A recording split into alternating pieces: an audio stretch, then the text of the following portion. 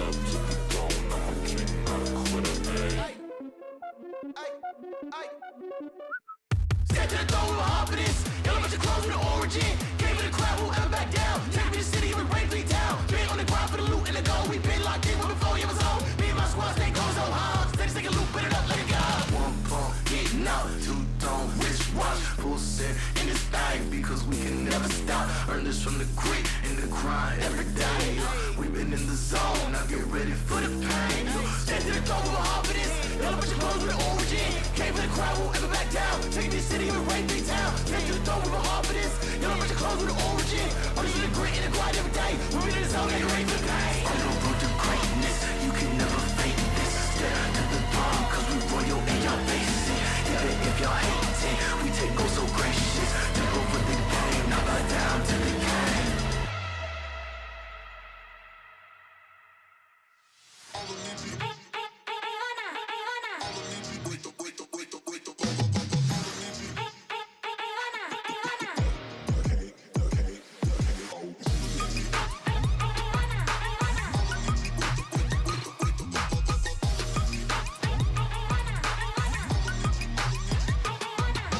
Turn up the track, going deep, I'm in the zone. You know I'm about to go, harder than harder go.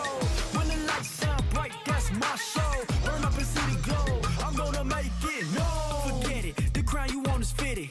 Take shots, don't miss it, if you miss, you gon' regret it. Before you crawl, know I'm running it all. I'm built up like a pharaoh, now they praying that I fall. Through shadows, been burning through these battles. No weakness in my body, need to know you better ask somebody. Already, I consume the patty, it's plenty, I leave a penny for thoughts about how I'm living. Ay, turn up the track, going deep, I'm in the zone. You know I'm about to go, harder than harder go. When the lights shine bright, that's my show. Burn up and see the glow, I'm gonna make it. No, it's a rap, got the match, build like a pro. You know the legends go, harder than Saudi.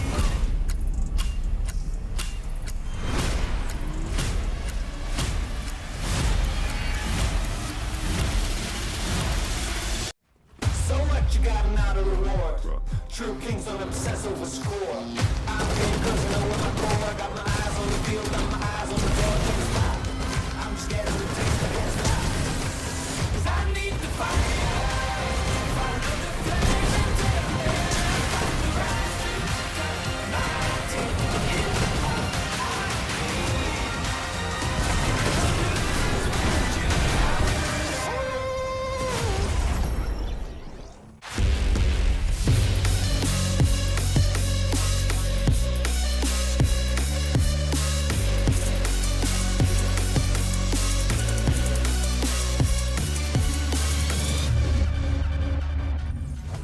What's going on, Fortnite fam? It is fantastic to see you. Welcome back to the FNCS. This is group number 2. Over the next 2 days, we'll see today, group 2, tomorrow, group 3, and then the next step is the FNCS Grand Finals. Now, of course, in case you didn't know, group 2 is stacked. The lobby is hot. It's also hot physically in my area. So if I disappear, my power likely flickered, and I'll get back in as soon as I can. But why don't we get in your favorite friends? You know them, you love them. It's Kelly Link, it's Vivid. They're here. Guys, we are here for 2 days of Fortnite action. How excited are you? I mean, it's been a hot girl summer for all of us, Zeke, and I know these players are heating up into these group stages. Everyone thinks that, oh, it's North American Central, the best teams are going to get through. But we've already seen some pretty big names not make it into the finals. And obviously, we do have the last chance qualifier, but Vivid, no team wants to go through that gauntlet. Yeah, I mean, Kelly, EU was pretty crazy earlier as well. That one had me getting super excited for the games on NA today. All 5 games were just so action-packed. I mean, Game 5 featured a solo clutch to actually qualify into the grand finals. I mean, what more could you possibly ask for? NA, I'm looking at you. I want us to one-up that.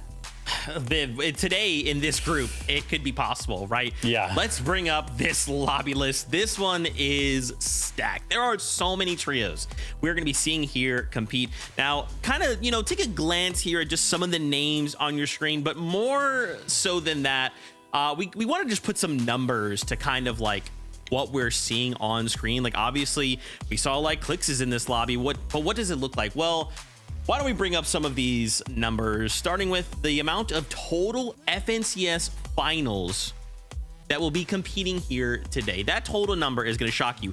It's 398. 398. I don't even. Is this a grand finals, Kelly?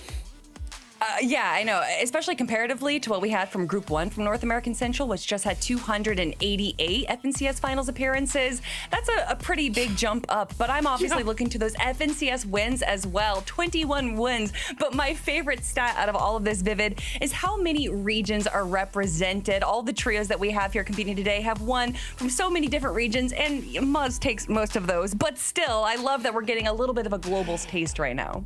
Yeah, I mean, it's super, super crazy, right? Obviously, the group as a whole, super, super stacked, more so than groups 1 and 3. But I keep looking at some of these trios, more specifically, Kanata, Rapid, and Bolts, Clix, Higgs, Yamzo, Muzz, Shadow, and Sphinx, and then Phaser, Pigeon, and King. Those 4 trios, out of the 390 FNCS finals appearances, they have 211 of them. That is more than half. So as stacked as this group is, it is very, very top heavy. Oh my gosh. But I mean, Viv, don't forget, there was also a number there at the bottom. No FNCS finals was 53. So like, yeah, we have a really high end, but we also have a ton of trios who are looking to make their first time grand finals appearances. This is going to be a fantastic day of Fortnite. Let's talk about some of these trios, okay? Obviously, you mentioned a name there, Kanata, right? Paired up with Rapid and Bolts. So let's continue kind of this trend of breaking down some of the information, right? So let's start at the top. These guys as a trio have 2 FNCS titles, 48 finals appearances, and Major 1, they came in 6th, and in the play-in, they came in 2nd. I mean, I feel like, Kelly, we talk about Kanata so much because he's someone who has not missed a grand finals. So I feel like that trend has got to continue. Like, the consistency he has to appear at a grand finals is like insane. I think that Epic would just have to shut down FNCS if Kanata didn't make it into a finals. What else would we do? And I'll do it. Honestly, with what we've seen from them recently, a lot of people not only think that they're going to make it into the finals, but a lot of people think that this is the team to win it all during the grand finals next week. They've had such a good performance, and we saw it in Major 1. They got 6th place, a pretty good performance, although that wasn't that ticket that they wanted into the Global Championships. Major 2, they actually swap out Rapid with Sphinx. They give that a shot. They get 7th place, but then they bring Rapid back in. And speaking about being brought back in, I really feel like the Bolts that we saw from Major 1 is very, very different than the Bolts that we're seeing right now, Vivid. He is locked in, he is ready, and he's willing to prove himself finally in this year. Yeah, that's great. And I mean, listen, Kanata's got a big week ahead of him. You're talking about maintaining that FNCS finals appearances record, right? Making it to every single one. He's got to do that here today, whether that be through a win or through consistency. But then he's also got to go ahead and do it next weekend as well, qualify to globals to make sure that he finds himself there. And I mean, listen, got to give a quick shout out to Dig and Aussie Antics for kind of making moves this major to make sure that we see content around some of the Dig players. Of course, Kanata being on Dignitas actually caught a little bit of the content that they were pushing out earlier today, where Kanata actually was on stream kind of showing who he thought was going to go ahead and get a win today versus who was going to qualify through consistency. And he actually put his trio as a winning trio, going to get a victory royale today. So I'm excited to see what they do. I mean, yeah, you know, this is Kanata. It's all good. I'm not even a little stressed. Not even a little.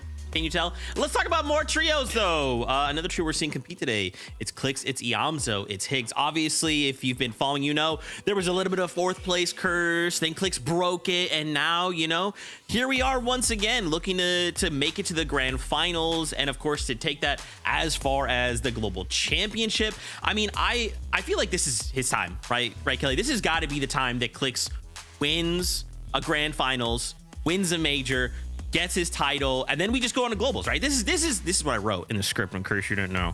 You know, Zeke, you're not the only one saying that. A lot of people, a lot of streamers, a lot of YouTubers are saying that this is Clix, Higgs, and Yamzo's tournament to win. And more onto that, it is the addition that this isn't just their tournament to win, that if they lose, that they, you know, are going to get pounded on, that they're going to be regarded as playing like below their standard. And I think that it's, and maybe Vivid, if you have a differing opinion, let me know, but I think it's a little bit interesting that Peterbot's trio in Major 1, after for the continuous wins that we saw from them in the Div Cups and the performance evaluations, and how everyone thought that it was going to be like, you know, their tournament, no one can beat them. They were not held on the same regard as Clix's trio, who have not won a single FNCS title, and then they still didn't win and still were not regarded so heavily. And I have to wonder, just the pressure that is put onto Clix's trio, I think is a bit unbalanced compared to other trios that are even arguably better, just because he's the biggest streamer.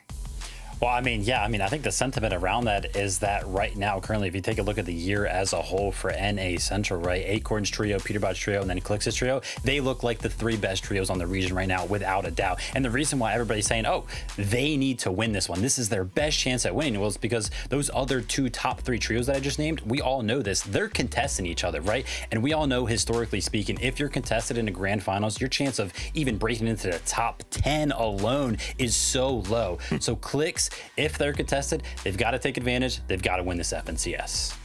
Okay, all right, let's shift gears here. Obviously, we're looking to try and qualify for globals. Let's talk about someone who has visual braids and Minish. They qualified back in Major 2, and there's a little bit of a contestation situation happening at the Resistance base. More on that in a second. Talk to me about these guys already, though, because, again, they've qualified, right? So we're coming in, we ain't got nothing to lose. Yeah, and a lot of people seem to be disregarding this trio as a trio that didn't deserve their spot, and I completely disagree with them, especially if you just watch the most recent Performance Evaluation Cup, where they walked away as the winners of Game 2, and just how smart they were playing the low to kind of mid-ground levels really impressed me as a trio. They just knew exactly when to go on the aggressive, knew when to pull back. So many trios stick to the front of zone and try and go on the aggression from low ground there, but they just played it so much more patiently than other trios, and then eventually when it did come down to the heel off, because of the way they played, they were so prepared for that. And I think that this is something that we're going to see again today and probably next weekend during the grand finals. Yeah, I mean, if you look at this trio's, you know, straight up their performances in past FNCSs, I mean, Brazen and Menace 4th place last season, that was their best finish. Visuals himself has not placed top 10 in FNCS since Chapter 2, right? So they're not normally found in that top 10, but that's okay. That breakout major that kind of happened last major, they've got to go ahead and follow it up this major, though, in my opinion, right? They got to place well because, you know, all eyes are kind of set towards globals at this point if you are qualified, and to go ahead and come out and make a statement and make sure, hey, listen, I'm a team that's good. I'm going to be good at globals. You got to do it in major number 3. Interesting. Okay, let's talk about the other side of that coin then. Who are they being contested by? It's Muzz, it's Shadow, it's Sphinx.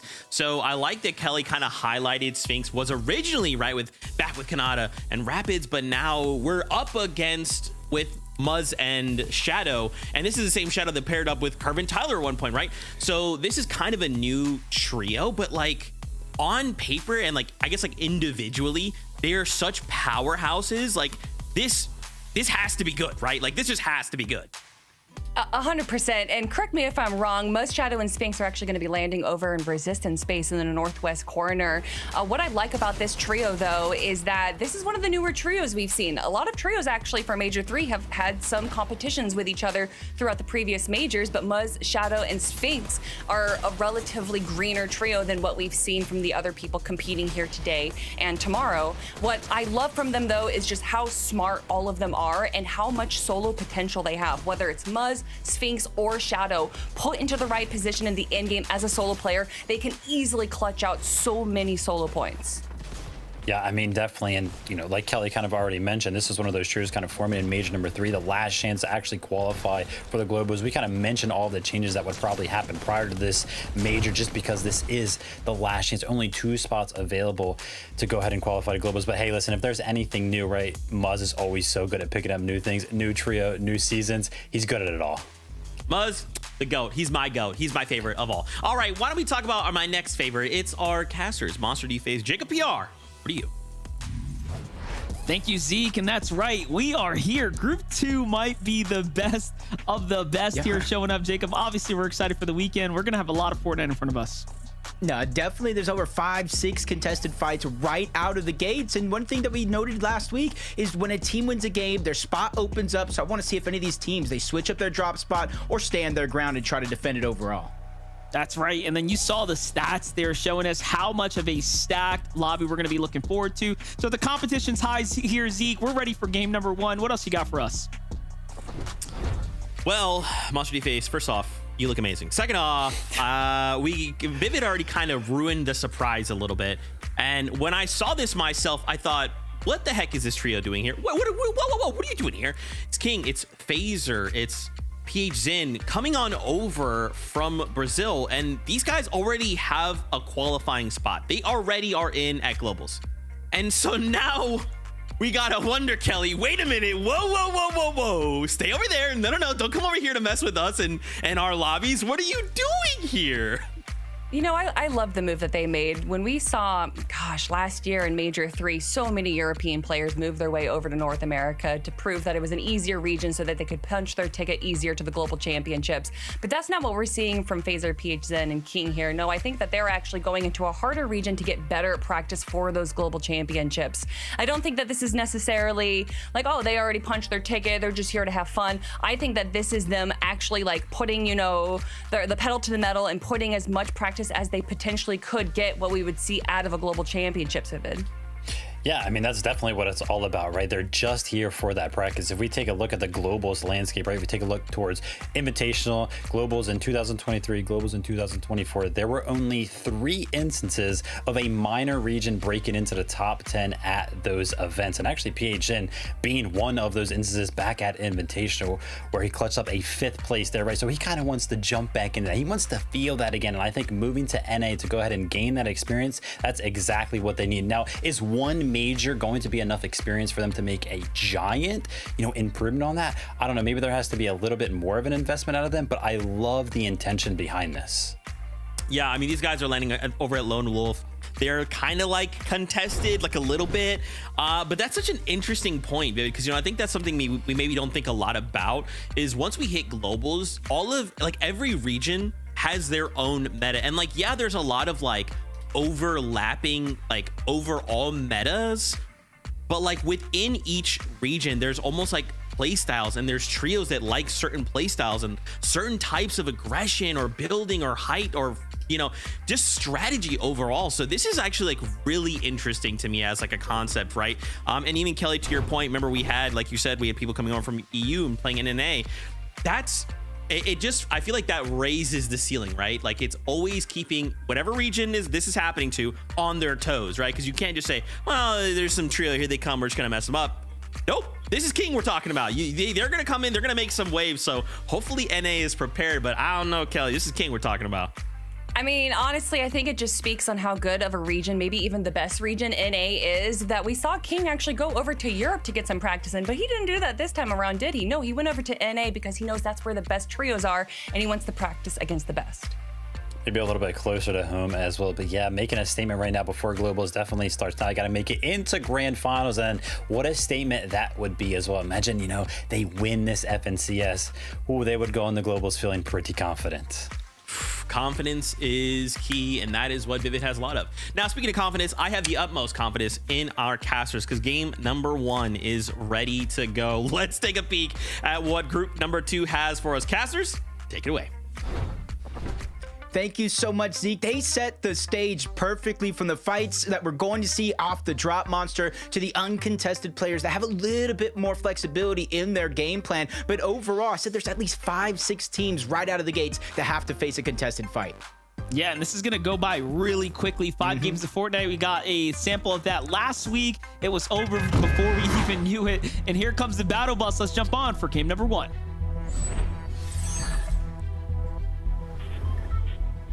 All right, Jacob, group 2 is here. Game 1's kicking off, and we are off to the races for North America. This is by far the group that I was definitely looking forward to, obviously because of the big NA superstars, but you also have Phaser, King, and PH showing up, looking to put up some numbers here and get some practice for Globals.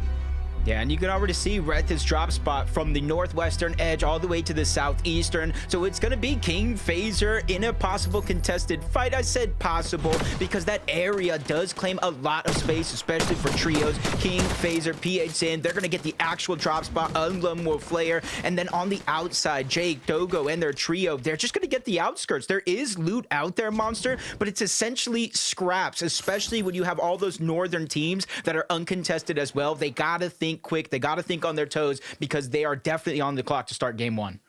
Yeah, what would be the biggest surprise would be if they can pull a victory through on NA to kind of kick off the catalyst for their, presence on the region. So definitely looking forward to how this game's going to continue to take shape this weekend. But here we have Braids Visual Diminish, just another team, no strangers to taking victory royales. You saw how many grand finals appearances we have here in this lobby. You're going to see a ton of names you recognize across the NA region in general here. All of them, of course, looking to shape themselves up for a good in and out day. There's not many teams like Acorn that you saw last week that are willing to kind of mess around with their position here in the tournament day. Yeah, and you can kind of see another contested drop, but kind of slow right out of the gate. Split it, Foxy Floodgates. There's a lot of tunnels, different elevations. So you can get away with it early on, but depending on how your tournament goes, by game 4 or 5, you might look a little aggressive. Utopia, another one of our contested fights right out of the gates. 2 teams kind of splitting it. One team towards the south, the other team towards the north. And Utopia is kind of one of those drops, Monster. It's center map. If you do get it uncontested, you can kind of make a triangle formation to start to get your Storm Surge from either direction, depending on where the zone goes. But being contested, there's not that much flexibility, and there isn't that many options. Yeah, it goes from very versatile to extremely limited pretty quickly. Slate, Degen, and Jerry on the other side with the First Order's base here have that nice high ground over the teams down below here at the lake. Great tags to blind fire through the bush, and it's a hit on the marker there. White tags. And Reborn save his friend here. He's running out of gas. Not many other options for escape here, and he does manage to live to see another day. Seems like he is off by himself, actually, in between 2 teams now. Yeah, it might be Zusto, Willers, Cairo moving over in that direction. He's just kind of really has nothing. He has 2 different weapons, an AR, a kind of pistol there in his inventory. But other than that, no shields, no builds, nothing to really defend himself. One fight to the next. You're seeing some being more and more aggressive. This one wasn't even necessarily contested right out of the gates. It's 2 different kind of separated drops on the south side of the mountain, but this was Void. This was Cash and Percent getting aggressive. This is going to allow them to not only get that Storm Surge, but a bunch more loot for them to work with. They're going to get materials, and obviously this refresh, they can pick it up. All right, running back from Void's perspective, making it look nice and clean there. Great low ground tag, saving his teammate. They come in just in the nick of time. Jumping on over to the Academy here. Clicks playing that high ground. You see this strategy time and time again. Everyone's going to be also playing that nice triangular format that you kind of talked about, right? Just kind of spread out, taking full control of the Supernova Academy. Looking for tags early on. It's going to be the name of the game regardless here. And this drops one of the better ones, right? There's not much to worry about when it comes down to finding that beast loadout to work with. On the other side, a little highlight from Twists. Not bad at all. That's a great shot across the map. Doesn't look like his teammates are there to get the revive either. Should be able to clean that one up. Listen, Hayes status. This is from Shogun Solitude, so they're already wasting no time rotating towards the north. Rightfully so. That's one of those POIs, Monster. Whether it's contested or not, you do not want to get stuck there. There's different divots and mountains that you have to get across when the zone does pull over. And then on top of that, since they were contested in this game, they got to start to be on the hunt for a surge, and that's why they saw that first team and positioned themselves to try to take this fight. But high ground versus low, you kind of know how that one plays out. Yeah, but this is still a cool fight. We saw Hayes, Listen, and Status actually last season play very well when it came down to early game fights in finals and whatnot. So I'm actually very curious to see if they have continued to kind of sharpen their team. I do believe they have a new third on this squad, but either way, a very familiar team, if you will, as far as getting reps in these high-quality lobbies. Yeah, when I was kind of going on social media, talking to the community, keeping my ear to the ground, I was like, Power's going to qualify at a Group 1. Listen, say, you know what, we're next. He's kind of pre-calling his shot, and this is really a deciding fight. Sets the tone, the pace of the entire tournament, win or lose. Has been looking like he's getting aggressive. On to Listen, though, dropping down layer by layer. They did have the Superman Sprite trying to break through the builds. Double edits on to Listen, but he's able to escape very, very quickly. Reposition so he doesn't take too much damage here. And this is where both teams now get put in this position as they look at their watch. Time is passing by. They're using resources. Their health is getting whittled down. How long do you stay in this position? Quick highlight here from Batman Joe, though. While things are simmering down, take a look at the wall takes and the cleanup here. Multiple eliminations, full team wipes, and they are picking up big loot and damage in the early game. Disengage happening here from Minish Visuals and Braids. Things went from uncontested to A little scrappy in a matter of moments, but seems like they're playing for potentially the island here. Yeah, it's something that they kind of love to do. You know, they were talking about before the show started, Kelly, Vivid, Zeke, you know, the eval, they were able to win a game, which kind of wins you some prize money. Very, very similar to this format. A huge part of their game plan was consistently going for this island. It was a little different. They sometimes had to run into Acorn, Aegis, and Poyo, but without them in the lobby, I don't think there's too many teams that are going to be brave enough to go up there. If they are, how much are they willing to test themselves in a fight? I do know that is going to be the Demon's Domain team if anybody can test. I saw the medallion getting passed around a little bit like a hot potato, so that way they can make sure to keep their shields up. Yeah, definitely a key pickup here, playing for these medallions. Ooh, nice misformed cloak there as well to really round out this loot here. That's a key item for endgame. We've already seen the strengths of it as these upper tier lobbies start to take shape. And again, this one absolutely a cut above the rest of, you know, comparatively to group 1, that is. So I am definitely expecting some serious gameplay come the end here, possibly even some upsets come the end of it. Bolts Rapid and Kanata gonna have to be that team that fights against the upset, right? We already know Kanata's got a lot riding on the line here for this grand finals appearance. And we're kind of breaking down some of the teams, you know, his perfect season, some of the most experienced, 48 finals appearances. But you saw that quick step, 5 VRs in lobbies. And that just makes them some of the most experienced teams. And we kind of talk about when teams are forming, you know, that hot streak, the honeymoon phase. Right now, they are on their hot streak at the perfect moment. Group stages into finals next week. But on the other side, Jerry, Degen, they're getting dropped down low, and they're in a 3v2, and it gets even worse as Creon gets down. It does get traded out. Jerry needs to be able to get this elimination, and he does it. He gets cut short. The full trio gets knocked and sent back to the lobby, but Tony, Noisy, and Creon, they're able to win that fight. That's their 4th overall elimination of the game, and you got to imagine when it comes to Surge, they got to be preparing very well for that. Yeah, and this is another team that is extremely familiar with the high-tier lobbies. So that's no pushover squad that you're going to find there at the edge of the map, too. You would think that they'd already be in some better key positioning come center, but nope. They have big things to worry about if you're playing on the outskirts. Meanwhile, Noah W plays Chaos, Flicks. We saw a lot of them, you know, throughout the years now, continuing to stick with one another as a trio as well. Like to kind of see this team kind of take shape, take form here. Right now, Kappa Kappa Factory. So many names off in the distance to choose from here. Yeah, luckily for them, though, they haven't had to rotate too far. Uncontested outposts. So they only rotate a little bit towards the north, a little bit towards the east, where they get this position and set up, let the zone, let everything naturally come to them. Nerface, Zemo, and you guys know him.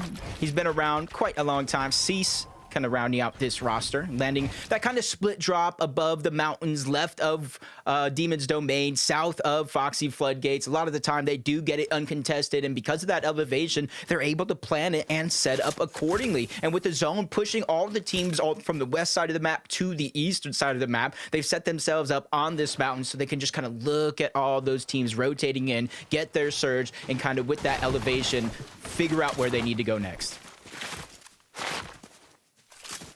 See what's going to happen here. Joji just looking for a pixel to find those tags, but that team's long gone, moving pretty quickly. Bryce, Skittles, and Dash, though, in a fight. This is a team that can absolutely take a win today. Clearly one of the more qualified trios as far as tenure goes, but let's give it a little second here. Bryce possibly looking for the chop down, still waiting for the comm, seems like, from his team. Noah W plays, and crew have now collected back to that Spire Mountain there. Look at all the commitment of resources here. This is quite the visual taking place here for just 2 trios. Let's try to see whatever's left by. I can only imagine, because we previously saw Chaos and Noah kind of sitting in that box going for Surge. Maybe they saw Clixie by himself, thought it was a solo, and that's an opportunity to pounce, take advantage.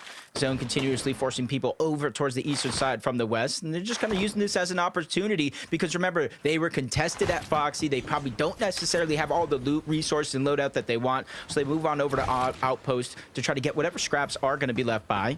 But back on over to Utopia, the same 2 teams positioned here. They're not able to spread out as much as you would if you were solo, but you got to imagine when it comes to the Surge, they got to be preparing pretty nicely.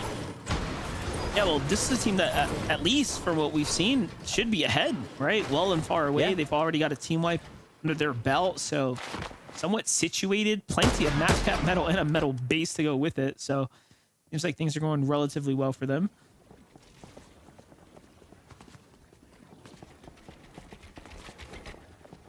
There you go. Finally seeing a little bit of the edge of the zone just over towards Demon's Domain. So you see it is kind of pulling and forcing a lot of these teams towards the eastern edge. I expect that trend to continue maybe in the next 2 zones, maybe even 3. But once we get towards halfway, I think more and more of the zone will kind of reveal itself where it does actually want to go. And you're seeing kind of the edge. Not too many teams are continuing to rotate towards this side. So for Muskie, Kingston, and Max, they got to start thinking, hey, if we're down Surge, we go this way. If we're above Surge, we got to go this way. Start formulating multiple strategies, a plan A and a plan B if things do go wrong, because you don't want to be one of those teams, Monster, that is below the Storm Surge threshold with no team near you to get that damage. Yeah, and look at this. The zone's going to be relatively close, so it's not like they have to move a lot. Not sure if this is going to work for or against them, right? Typically, you want at least some type of motion, some type of activity in your area. Nerface, Zemo, and C seem to be pretty content with their damage. They're off to the races. Not looking to trade with any of these teams inside the Demon's Domain. They're trying to now place themselves in a better spot for mid-game. Little knock happening here on the rotate, though, for Akarun. Lucky for them, Jake is still nearby as well. This was the team that was kind of just north of Lone Wolf Lair, FaZe, King, and PH in. They positioned themselves, kind of stealing away most of that loot. Now we're kind of seeing what they were able to do with some of those scraps. Kind of make it pretty far into this game so far. 4th zone, but it does continue to pull drastically towards the south. You see the lean all the way towards the east. So for a lot of these teams, you see might not be the most healthy. Their job is not done just yet. They have plentiful of shields, but you can see they're lacking the HP, so they got to be on the move because they cannot take too many ticks of that zone. I don't think we've seen an outpost enclave end zone or anything like that, so it'd be pretty interesting depending on how far these zones start to pull now. Oh, this is a team really scrappy here for the rotate. Let's jump in with Creo. See how things are going for Creon, Noisy, and Tony here. After their fight, they've actually picked up more eliminations on the rotate into the kind of edge of zone here, well above the damage threshold, so that's going to be absolutely reassuring for this team here. Everything else now is really just a cherry on top. They've kind of done what they've needed to, I think, for this lobby here. Yeah, that's kind of a blessing right there with that bird's eye view, the elevation. You said it yourself, massive amount of Storm Surge. They're not in a rush to move, but we talked about this team here below the damage threshold, quite a possibility. They end up in a tough spot. We saw that they had no HP heals. All they had was shields, and that might have been it. Now one of them stuck by himself. They were able to get a trade onto one with the double res, which means he's going to get back up to tip-top shape in no time. And another team even moving in and threatening down this presence. They're just trying to take the spoils of what they got off of that elimination. They're not too far off away from the zone, so they could build, they could tarp their way in, go back, replenish some of those materials, and kind of set themselves up. They could peek through the cones and try to get as much information as possible because they know this is going to be the stack side of the map towards the north. Yeah, definitely is the much more congested side right now, starting to take form here. There are about 3 teams plus 1 sitting on top of each other here. Still looking. See, try to gather any information there. Kanata Bolts and Rapid, though. I'm chilling right now. Looking to make the move here. Dash is going to start coming out.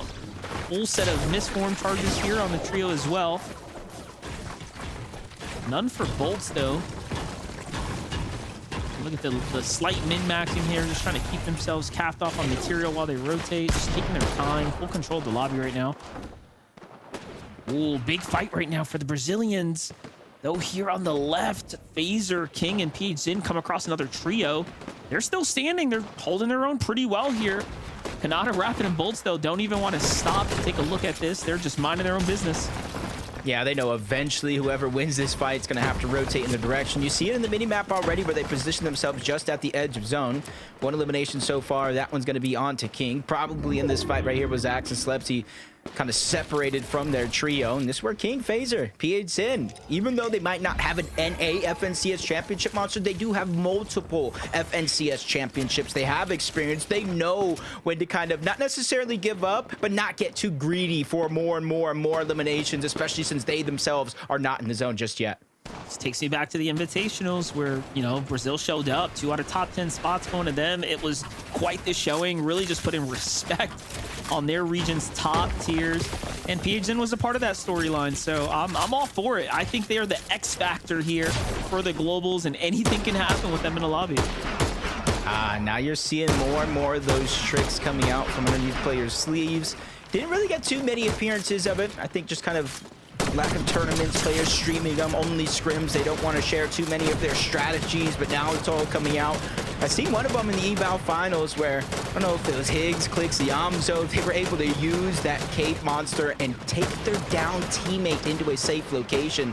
So that's multiple strategies already out early. And honestly, in some cases, it's no use wasting them because you have to make it to the grand finals if you're looking to save it. And sometimes you need some of those tricks in order to make it happen, especially with another far pull towards the south. Yeah, that's right. Everything's gonna have to come out the bag here. Clicks, Higgs, and Hamzo make that quick rotate, though. Very nicely done. For others, not so much of a same story here. Zesto, Cairo, and Willers kind of caught up in the Storm Surge right now. They're kind of flirting with the line, though, so they could battle their way out of this. A lot of teams have to move here and now. There's really not much more time to waste. Got a lot of heals to work with as well. It's like right space, wrong time, it feels like right now for them. Yeah, it's almost like worst case scenario. Max pull and active surge. Medmiss smoke's going down. Willers has kind of positioned themselves a little bit up front, but he doesn't have an angle. Everybody's fully shielded up, but he's able to get another elimination. There's some damage, but because they started a fight already in progress, it wasn't enough to get him above the damage threshold. Still 21 below, and they're quickly running out of heals. 3 more ticks is all Zesto can even take. Yeah, I don't know why he's not firing right now. We should be non-stop trying to light up those builds here. You just don't have time to waste. Caught in the zone now. It is not looking good at all. One teammate's already down. Mistform comes out. How much time can he buy?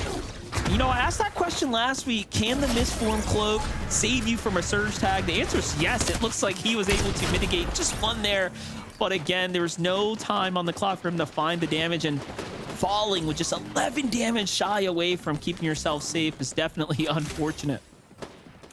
Man, that's where you're seeing even statics going down in the distance. You know, you could have all the heals in your loadout, but if it's all shields, you're not able to get some of that HP back, it kind of puts you in a tough spot.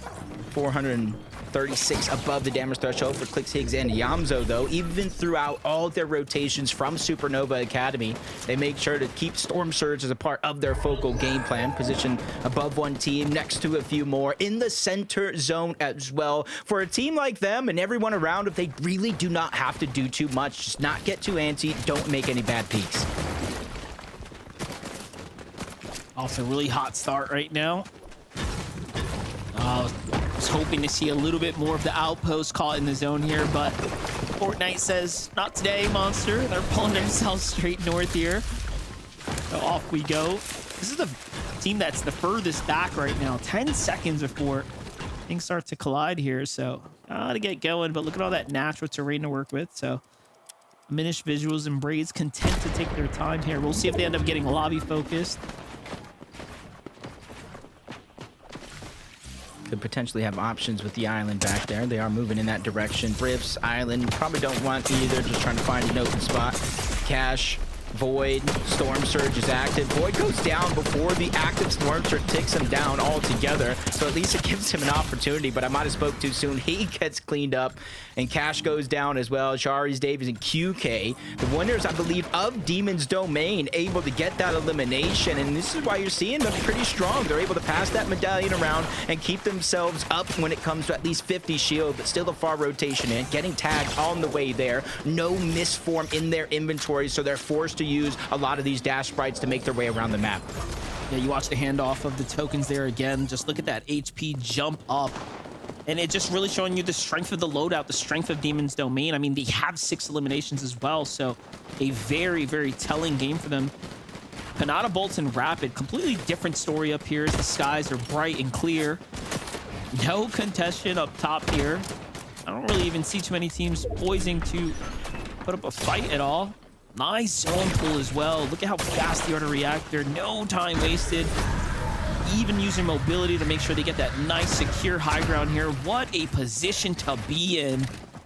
And this is like an unstoppable base right here. They're going to be well positioned for an end game, possibly even the first game win.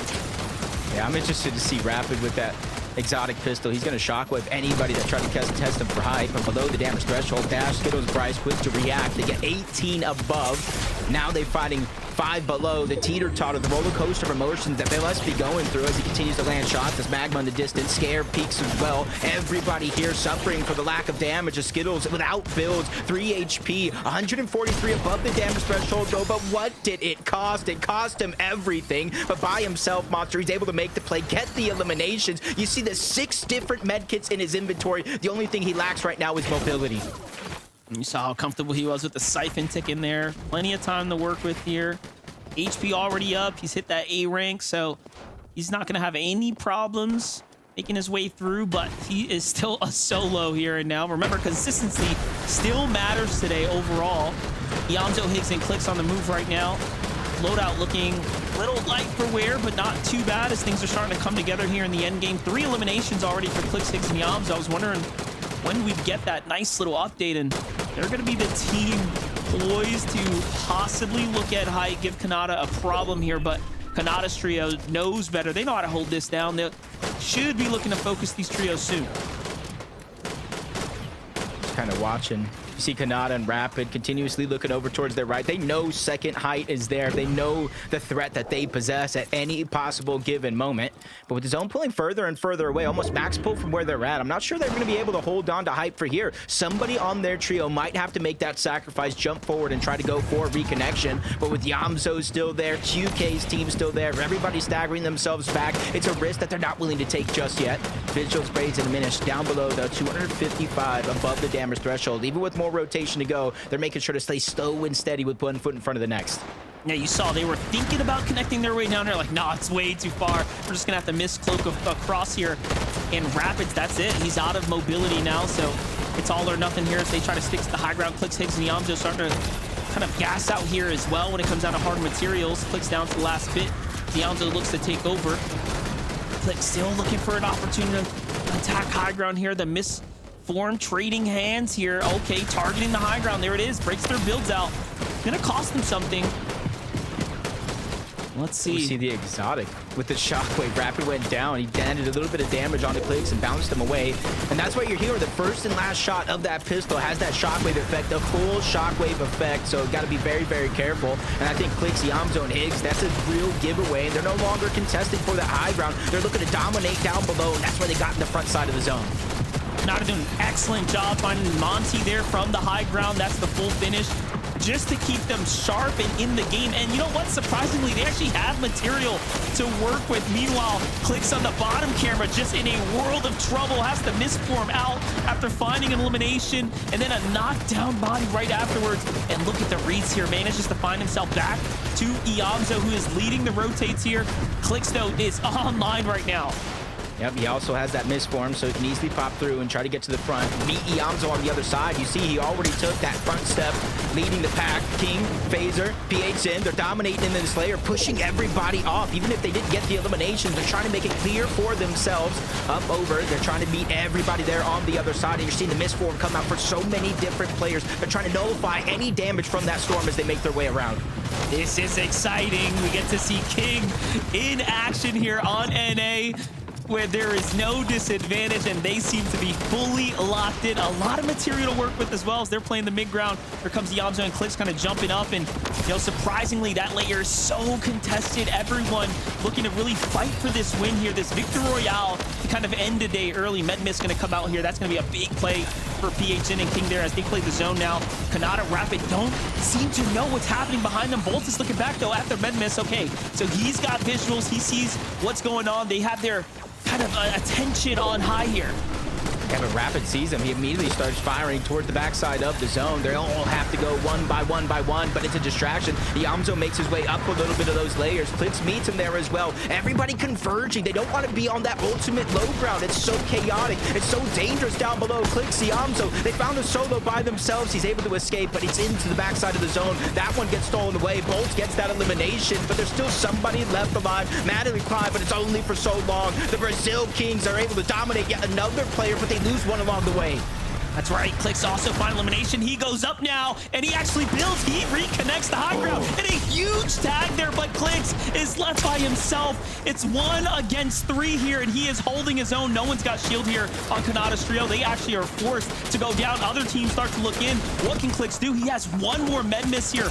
Bolt is the only healthy player. Scratch that, though. Misform on down here. Straight into the build.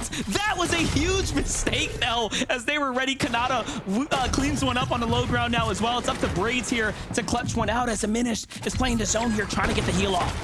This might be a 1v2 situation if both of them still alive. Diminished using that misform to try to negate some of the damage, hiding while Braids goes in for the destruction, but Kanata has a misform of his own, trying to create some separation. He has the heals, but he doesn't have a shot to use them. Visuals, Braids, and Diminished continue their hot streak from Major 2 to advance to the Major 3 Grand Finals. We knew they could do it, but to do it like that, when there were so many notable trios in the game, this is why they are here to demand their respect and go straight to finals while they're at it. What an exciting game number 1. I mean, that was worthy of a finale finish, but we're just getting started here. Yeah, that was big, because remember, Visuals, Diminished, and Braids contested by Skittles, Dash, and Bryce right out of the gate. They split 2 separate ways. They didn't even get all of their first loot, but it's moments like this, it's plays like this. Braids goes in, uses the misform, finds key eliminations to separate him, and eventually take the game. Kanata, he was on a run, trying to hide, trying to pop those med kits, but it wasn't enough. Our first team today advancing to the Major 3 Grand Finals, Braids, Diminished, and Visuals. Zeke, what do you think about that action? Bro, there's nothing like the chaotic nature of like a final zone, and it comes down to like, you know, that final like 1v1, 1v2, 2v2, and it's just everyone's just desperately like, I have to change tarps. Where's the heals? Please. Like, oh my gosh. Of course, Visuals, Braids, and Diminished. We know already, we kind of talked about it at the start of the show. They already have a spot to global. So to see them go ahead and secure another grand final spot, this is big, right? We're fighting for prize money. And the fact that they're already going through, that means if they were to end up in that like top, you know, one of those top spots, we're gonna be bumping down another spot to try and pull players into the global championship. So this is really exciting. In some ways, Kelly, like the part I'm not like the biggest fan of is like, this means now we don't get to see them until next weekend. I want to see more of Visuals, Braids, and Diminished. It is a bittersweet moment that they get to go through into the global championships, but we don't get to watch them anymore. But that does mean it bodes well for Skittles' trio, who were contesting them over at Foxy Floodgate. Now they're potentially going to be uncontested. Obviously, some eyes are going to be looking towards the winning trio to see maybe they could drop over in their POI, but I don't know if anyone's going to try and contest Skittles over there. But for me, Vivid, when it comes down to these final moments, especially when it's literally down to the biggest trios in this group, I love these photo finish moments. Yeah, I mean, listen, I asked, I was like, listen, EU is pretty good. NA, I'm looking at you. I want something better. And that pretty much instantly delivered, right? And I went ahead and said it, you know, Visuals, Braids, and Diminished kind of breaking into the top 10 in FNCS finals, let alone getting 4th last major. Okay, yeah, that's, you know, that's not usual for the trio, right? So that was kind of like a breakout placement for them. And I was like, well, you know, eyes towards globals. You got to go ahead and make a statement. Now, granted, this is not grand finals, right? You need to make a statement there. But man, if you want to start a sentence, start a paragraph with one of those exclamation points from this trio that they just put on in game number 1, I think that does it. I love it, man. Oh man, congratulations to the trio. We'll be seeing them in the grand finals next week, but for now, a short break. When we return, we'll break down more of what we saw out of game number 1, so stay tuned.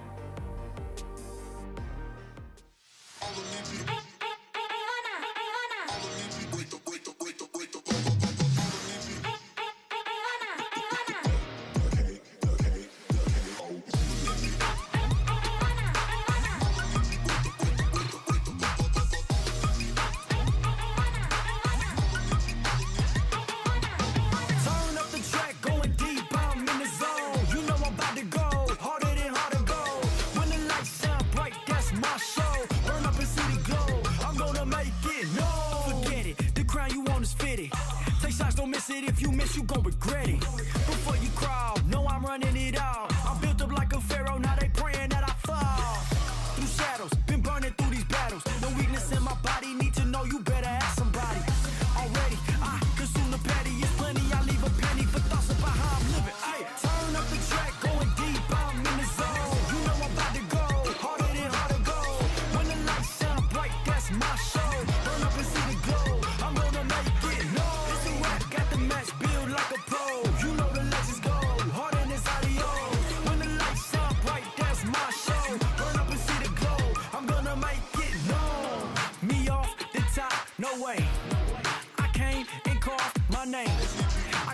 life into my place, earned everything that I claim. Nothing ever could replace me. 3-4-3-4, square dance on the floor. This is not a ball, I'm above it all. Start, I see my glow up where you supposed to go. Proceed on the low, can't lose if I'm the go. Leave me in the zone, I take your mind and then I snatch your soul. Turn up the track, going deep, I'm in the zone. You know I'm about to go, harder than harder go.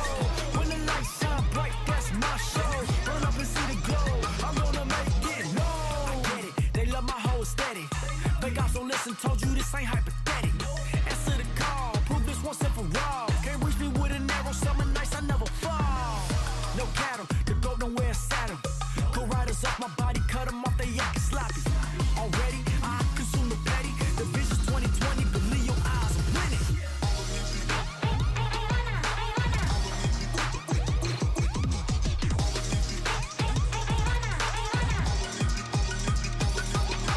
Turn up the track, going deep, I'm in the zone. You know I'm about to go, harder than harder go. When the lights shine bright, that's my show. Burn up and see the glow, I'm gonna make it known. It's a rap, got the match built like a pro. You know the legends go, harder than this audio. When the lights shine bright, that's my show. Burn up and see the glow, I'm gonna make it known. Up the track, going deep, I'm in the zone. You know I'm about to go, harder than harder go. When the lights shine bright, that's my show. Burn up and see the glow, I'm gonna make it known.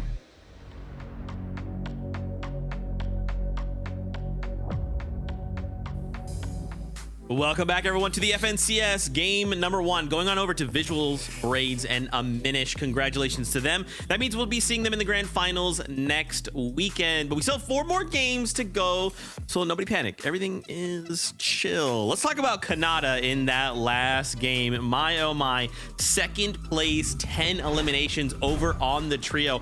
And there was like some really interesting developments like throughout that game, right? We saw that surge base out in 9th zone, right? Like, and then just making kind of like these crazy Kanata style plays. Like, I love seeing Kanata play.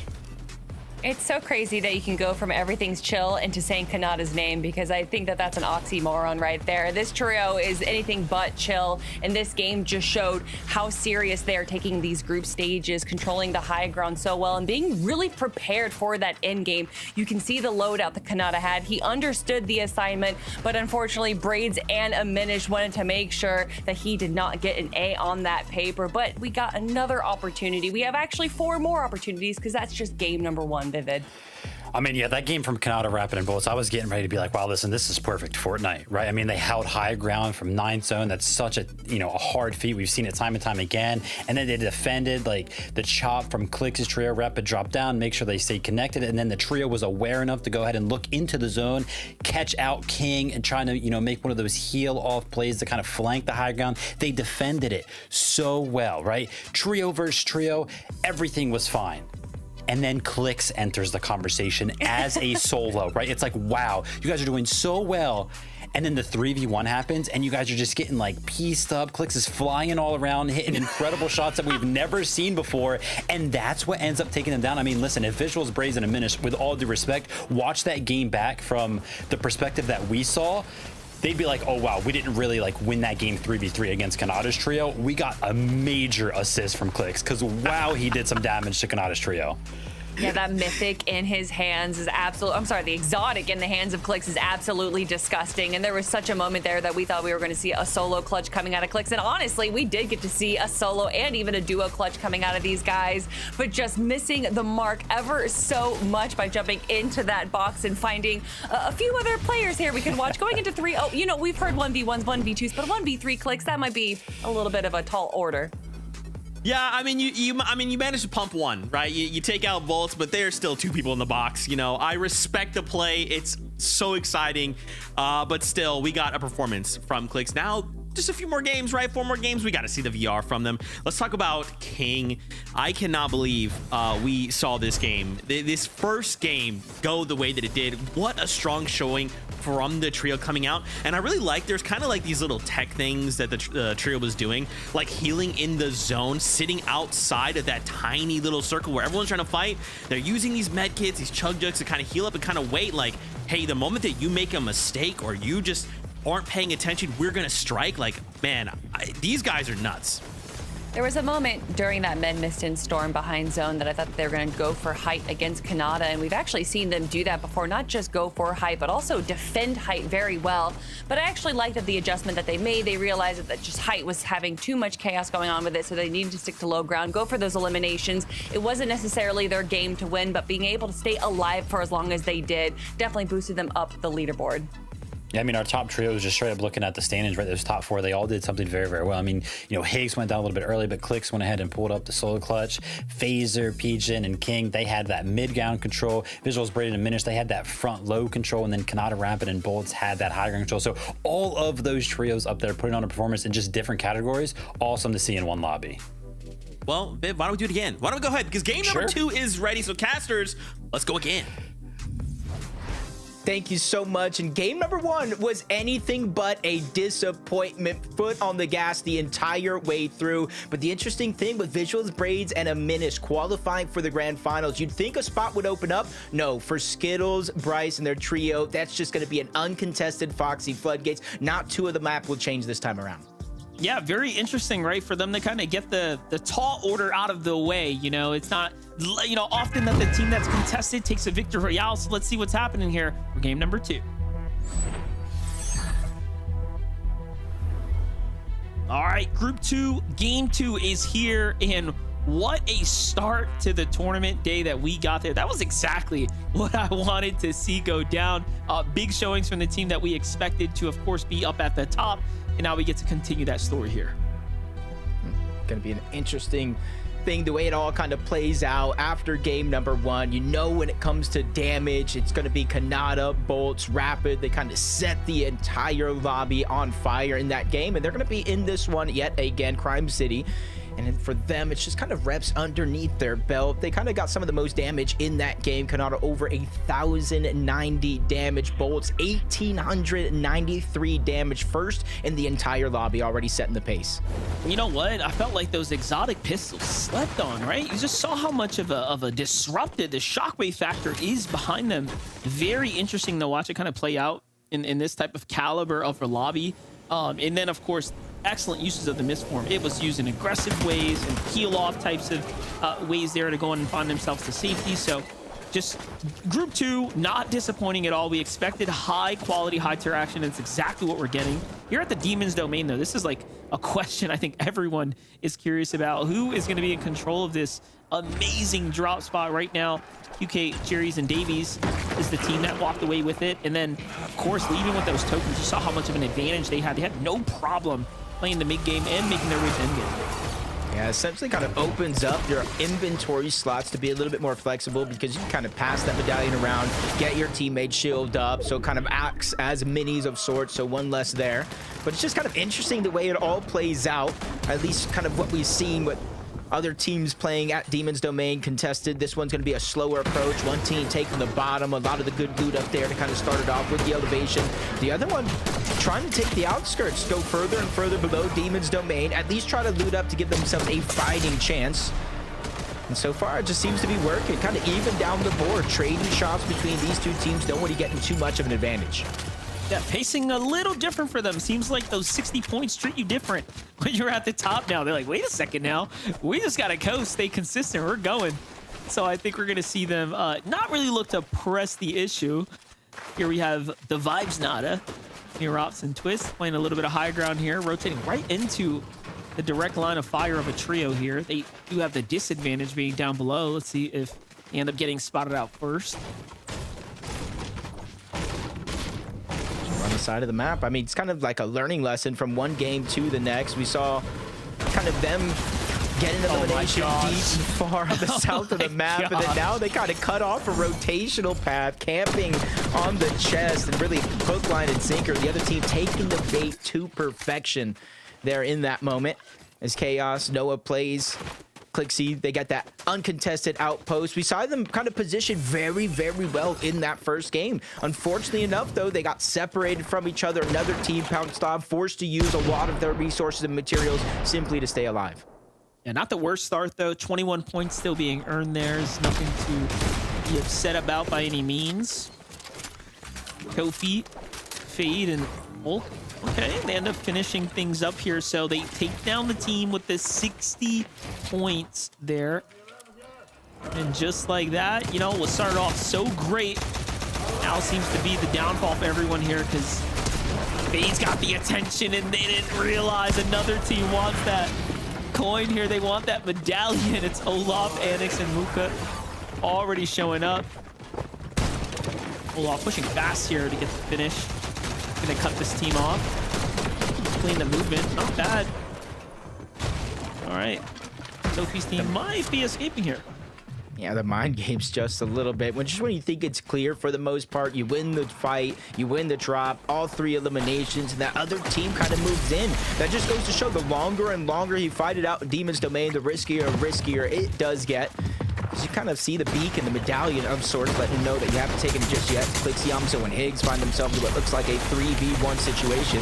They already have 1 elimination so far. Dozer trying to stay alive, but he just gets taken down as well. I don't see their teammate in the mini-map, so you got to go ahead and think he separated himself so far away from this fight to give him the best chances to get the reboot back on up. Yeah, it's just a no-brainer for Clicks, Higgs, and Yamzo. You have an advantage like that. I'm not going to let up on it. They reap a lot of rewards here. Misform, not bad at all. Yeah, things are looking pretty good for them, man. Plenty of damage here as well, right? See this replay. It's kind of how it all started out. They just got the elevation. They immediately went back to do the boss. Fade's the one that gets caught off guard, and nobody else was up there with them. Just kind of systematically separated them one from the next until they were able to get the full elimination. Back on over towards Utopia. Sun's trying to hide down below along with Alex Cole. Monty and Scuffy's are there as well. They saw some shots into the distance, so now he's aware not all of them are in the central location, so you got to be very, very careful not to bite off more than you could chew in any of these one situations, so you can get sidelined by Kaze. Seems to be spraying and causing a little bit of a distraction, maybe trying to get his team to alleviate some of that pressure. Yeah, very nice side angle here by Alex.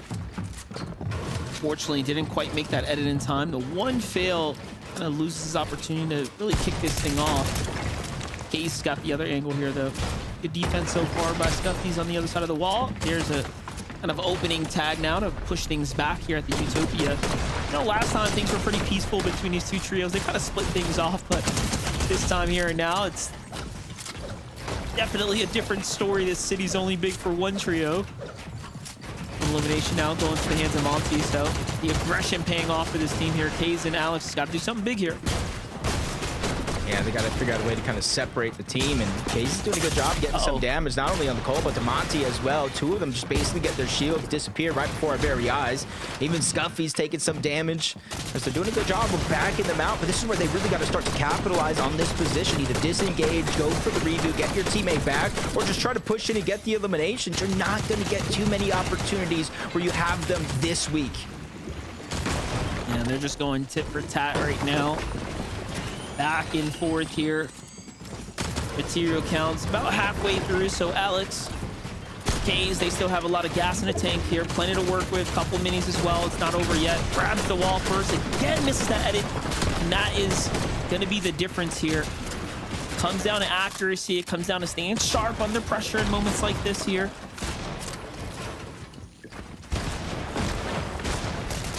Never going to kind of get easier in a situation like this, especially when you're down a person. But Scuffy's just dropped to about 1 HP.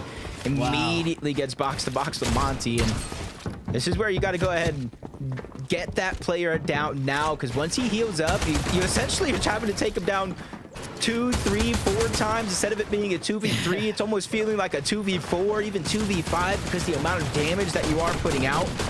And Scuffy's taking all this time to heal. Monty's is making sure to put down the pressure and make sure they know that, hey, we're still here. Nothing is ever going to come easy. And you see the flip side, the amount of materials being expended, the amount of resources that they're down to. They're essentially on the clock, and in the distance, there's a team. They might be busy with the Spire now, but that's a potential risk later. Yeah, that's right. Once they're done with that Spire, they're going to be turning straight focus over here, especially the longer they hear these tags go on. They're going to know these teams have exhausted so much, kind of put so much into this. Montley finally has a chance. Now Kaze falls there. He gets a big knock, and here comes the full finish. And finally, things conclude here at Utopia. What a drawn-out fight and a celebration for 2 there. You know what? One thing's for certain, you've gotten a lot of damage racked up after all those kind of heals that were going down back and forth. Kind of seeing just kind of how some of that action shook down. This is how Sun got taken down first, man. Just kind of crawling around the bottom side of the builds, get caught off guard by a lurker. Nicole was able to take down another one into K's until eventually they're able to pounce into 3v1. And even though you said, yes, that's a good amount of surge because of how long that fight took, but they used all those heals, both of those teams, in a contested fight. It almost makes me wonder how many heals are actually left in Utopia for them to take with them for the rest of the game. Definitely something to consider here. Look at this fight. This is the rematch for Creon. Tony and Noisy here. Jerry, Degen, and Slate didn't fare well. Game number 1 after that battle this time. Seemed to be a little bit more defensive, put more respect on Creon's trio there. They back off for a moment. Kanata, Bolts, and Rapid playing the Foxy once again here, but they've got the island now kind of fully secured here. Name of the game, fish for tags, but nothing revealing itself to the sharp eye of Kanata from up top just yet. Perfect. Kind of have it in Bolts' hand as well. Faster, farther, essentially stronger. And Kelly kind of hinted at this is a more focused Bolts than we have seen in the past. So can imagine whether they get a win today or kind of qualify through consistency. That perfect streak for Kanata should still be intact. Down below in the bunker, just trying to get as much of that loot as possible. They have the option in terms of rotating here because they did probably see those audio visuals of that team nearby, and now the shots being traded and connected. There's a rift inside of that bunker underneath. They can go ahead and try to use it, but you know as well as I do, flying through the sky like that, you know how much of a risk it is. Yeah, for sure, especially when you got teams kind of situated all around the outskirts here. But you know what? They're like, all right, buddy, we're going to be taking it here, shield up. Likely to hit the med miss and then get flying here. Oh, no med miss. They're going to go ahead and cycle out the Chug Jug instead. So this is working with scraps right now. And they're only rank C too, so very limited options here to work with. I think I see what the plan might be. If they don't take the rift now, they're probably... Okay, so they are going to take... I would say they're going to wait for the zone to close, get some of that XP. Hopefully the superhero rank brings them to B rank, and then they can kind of access that chest, but might be too far gone. They don't have the heals just in case they're just a little bit short overall on that XP marker. So they're just going to finally go ahead and use that rift, make their way on in, and kind of hope for the best from here on out.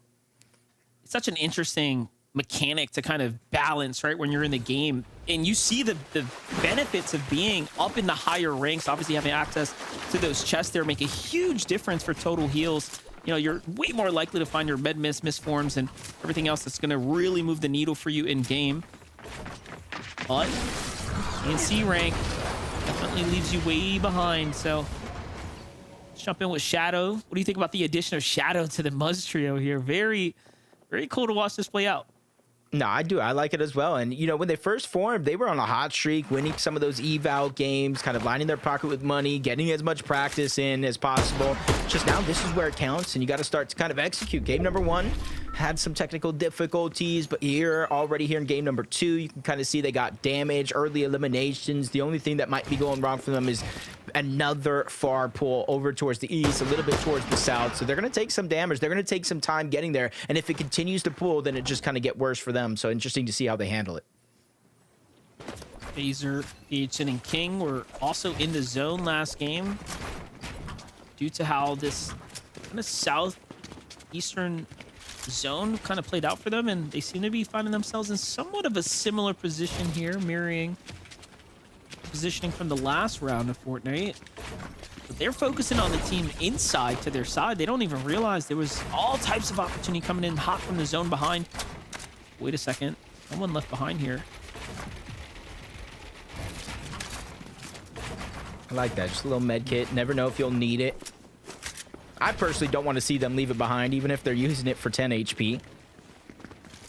But they're kind of seeing, you peek it through the cone, this vital information of every other team rotating, not only necessarily behind them. You see the two teams in those search bases on top of that mountain. They're going to have to get past them as well. And if they have the DMR in their inventory, it's kind of very, very risky to go through rotation like that over towards Shining Span, the bridge being very, very fruitful. kind of location and focal point for Seek, Donnie, and Joji. And we've seen in some of these games this year alone in Major 1 and Major 2 through the group stages how much of a difference maker being able to be on top of this bridge towards the end game makes. This is a winning position. So many teams have won from this Shining Span position when the zone ends here. You secure it early. And we've seen the zone come here a lot, actually. So it might even be statistically possible that the zone just likes pulling over here. So this is a great spot to be in. And just kind of get situated on early. Slayton, Jen, and Jerry playing the edge of the zone right now. Still have little time to work with and move here, but this open field, not too great to have to rotate through. You have teams kind of set up all around you. Yep, they recognize it too. They want to go around the mountain here, and very interesting decision there to start targeting Clix's trio. So now they're caught between two enemy territories. Both sides very much aware this team in the middle is ready to fight. Judging by the material, I can almost see that maybe the rotation up to this point hasn't necessarily been the most forgiving either. You see some shots continue to flurry in their direction. Not too many connections, though, so not too many worries. Dozier, Carbone, Evan, able to get an elimination off the side of the mountain. 120 damage above the threshold. And in the fourth zone, which to me leads to believe they're fine for now. They don't have too many worries at this stage in the game, but if they don't continue to accumulate damage for that Storm Surge, they will eventually end up below or on that line having a few more worries than they had now. Watch things from the high ground camera here. Cast percent and Void under the Storm Surge right now. 120 below, forced into a fight here against Esvin. They want to buy time here. The best thing you can do here is back off. Don't actually entertain the fight for too long. Let them come to you. Get your damage and let the Storm Surge do the rest. Clearly, this team's got some serious problems to worry about. Good job by Kiera there to buy himself some window. Kind of exactly what you said. You just got to back off. 25 damage every 5-7 seconds or so. Let it do most of the work. And then you just peek. One shot. Doesn't even matter the weapon at that point, but they're still falling further and further. Boyd's got to make a play. He's on the clock. No extra heals. Big elimination yet again. Percent does go down. 2 of the 3 members are already out. And now Void's going to be left by himself. They found him at the tail end. They're going to trade shots. Good for him to land that one. That's going to help for Storm Surge, but a 3v1, even with a knock onto one of those players, he's going to get sent back to the lobby. And this is where the mind games start to happen with some of the teams going down early throughout the first 2 games because of Storm Surge. When do you start to get too aggressive? When do you start to slow it down a little bit? And that's something they got to figure out fast with only 3 games left. Yeah, this team had the same problem here. Snakes, Mystic, and Bluff going back and forth with this trio. Mystic's crew there. Seems like it didn't go too far, though. So both sides kind of come out of kind of wells in a way.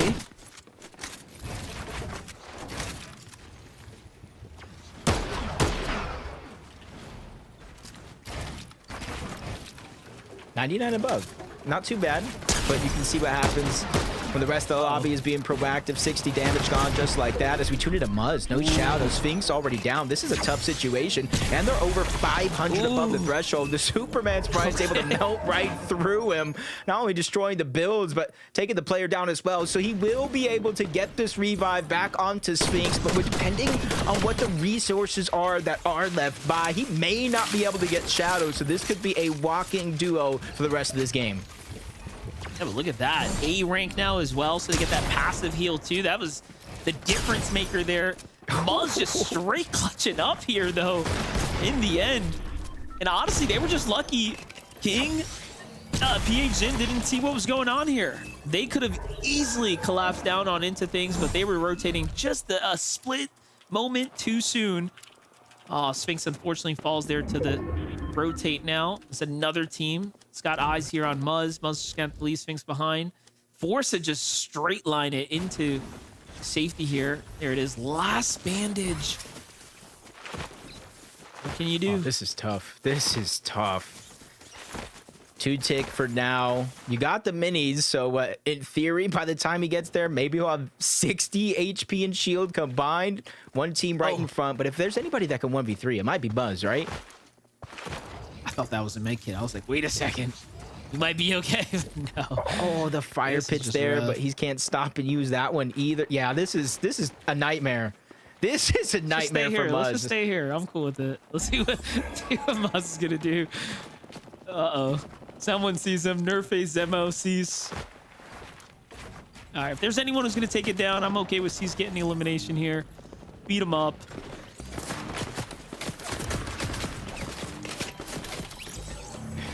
Tough. That's actually really tough right there. Muzz just kind of caught in a tough situation. You know, when all that battle was done and over with, you kind of look at all the loot that's there. There was material, there was ammo, different weapons for the loadout. But there was two big things there wasn't. There was no HP and no mobility. Literally the worst case scenario for Muzz after being alive in that situation. Either one or the two would have been great for him to survive. But now we're in the top 21 with how much action we've seen so far, Monster. Can you believe there's no placement points just yet? There's still 4 teams that need to go down for them to start to set in. That's right. We're just hitting this end game right now. Degen, Slate, and Jerry, 11 damage above the threshold here. Have to find something, and they're going to find shield onto Higgs here. More shots coming from the side, and then they snipe elimination there on the rotate here. That's going to be a much welcome, let's just call it material drop for the team there. Higgs and team. Oh, look how many misforms they've actually gone through. They've committed so much just to get this far. Honestly, that stat is in top 10 in 80% of the games, which is crazy because I think Iamzo and Clicks at one point went through Mason. I think they had Virgo on their roster. As soon as Clicks was free, they said, yo, come on over to us. We'll take you as you are. And since then, it's been upward progression through and through. And not only for them as a trio, Monster, but what's most impressive, as individuals, I feel like they are playing the best I've ever seen a trio or them play at all. Yep, Clicks has said it himself. This is the best he's ever been for himself, but also just team-wise. He's you know, kind of highlighted Iamzo's capability and also how far Higgs has come, right? Obviously just getting sharper and sharper right now. Clearly all of these trios, or all the players in that trio, at their prime right now, and it's showing week in and week out, and they're putting in the work. These are King and PHN though. They have to put in work right now. Can't afford to continue to miss those shots. They need that siphon. That would have been perfect to kind of get them back in the game, but he's the only one who's got a lot to work with here. They don't even realize this guy's got no shield. That Surge is online. I think the player up top is getting tagged by it, but they need to get that damage. There it is. That's A rank unlocked for Phaser's trio. Yeah, they didn't get much in terms of overall Storm Surge damage. You saw them bump up a little bit, but they got what they came for, Monster. Exactly what you were talking about. The heals, the builds, the material. Kind of that extra oomph to get them going for this next stage of the game. 8th zone. Basically almost 75% of the way there. 15 teams still left alive. Most of them aren't going to be full trios. And you can kind of see where the zone is going. I think this is going to be a roller coaster of emotions in the next couple of coming zones because now we're going over mostly open water. And that's why when you're those teams like Skittles, Dash, Bryce, you're able to kind of sit, wait for all these teams to pass you in this rotation, fire down, get that Storm Surge, and as soon as you get the green light to go, they built over that water, you just steal the position as well.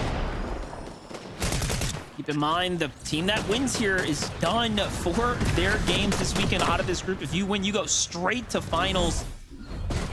That is what's on the line right now. Ultra Rapid Kanata once again looking to play for this high ground position here.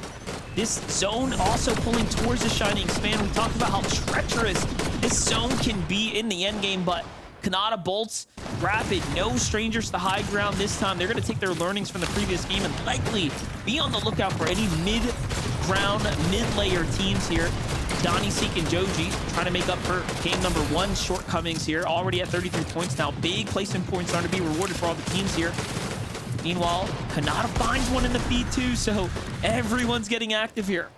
Yep, good amount of damage. The resources, if they're able to drop down, because they definitely have not too many opportunities, but as long as they have that misform, you see it in bolts, they can easily fly down, negate some damage, trying to get as much of those resources as possible. But teams having to rotate in, back on over towards Shining Span, but still over open water, so this game is not going to get easier for these teams on the down low and in the front side of the zone.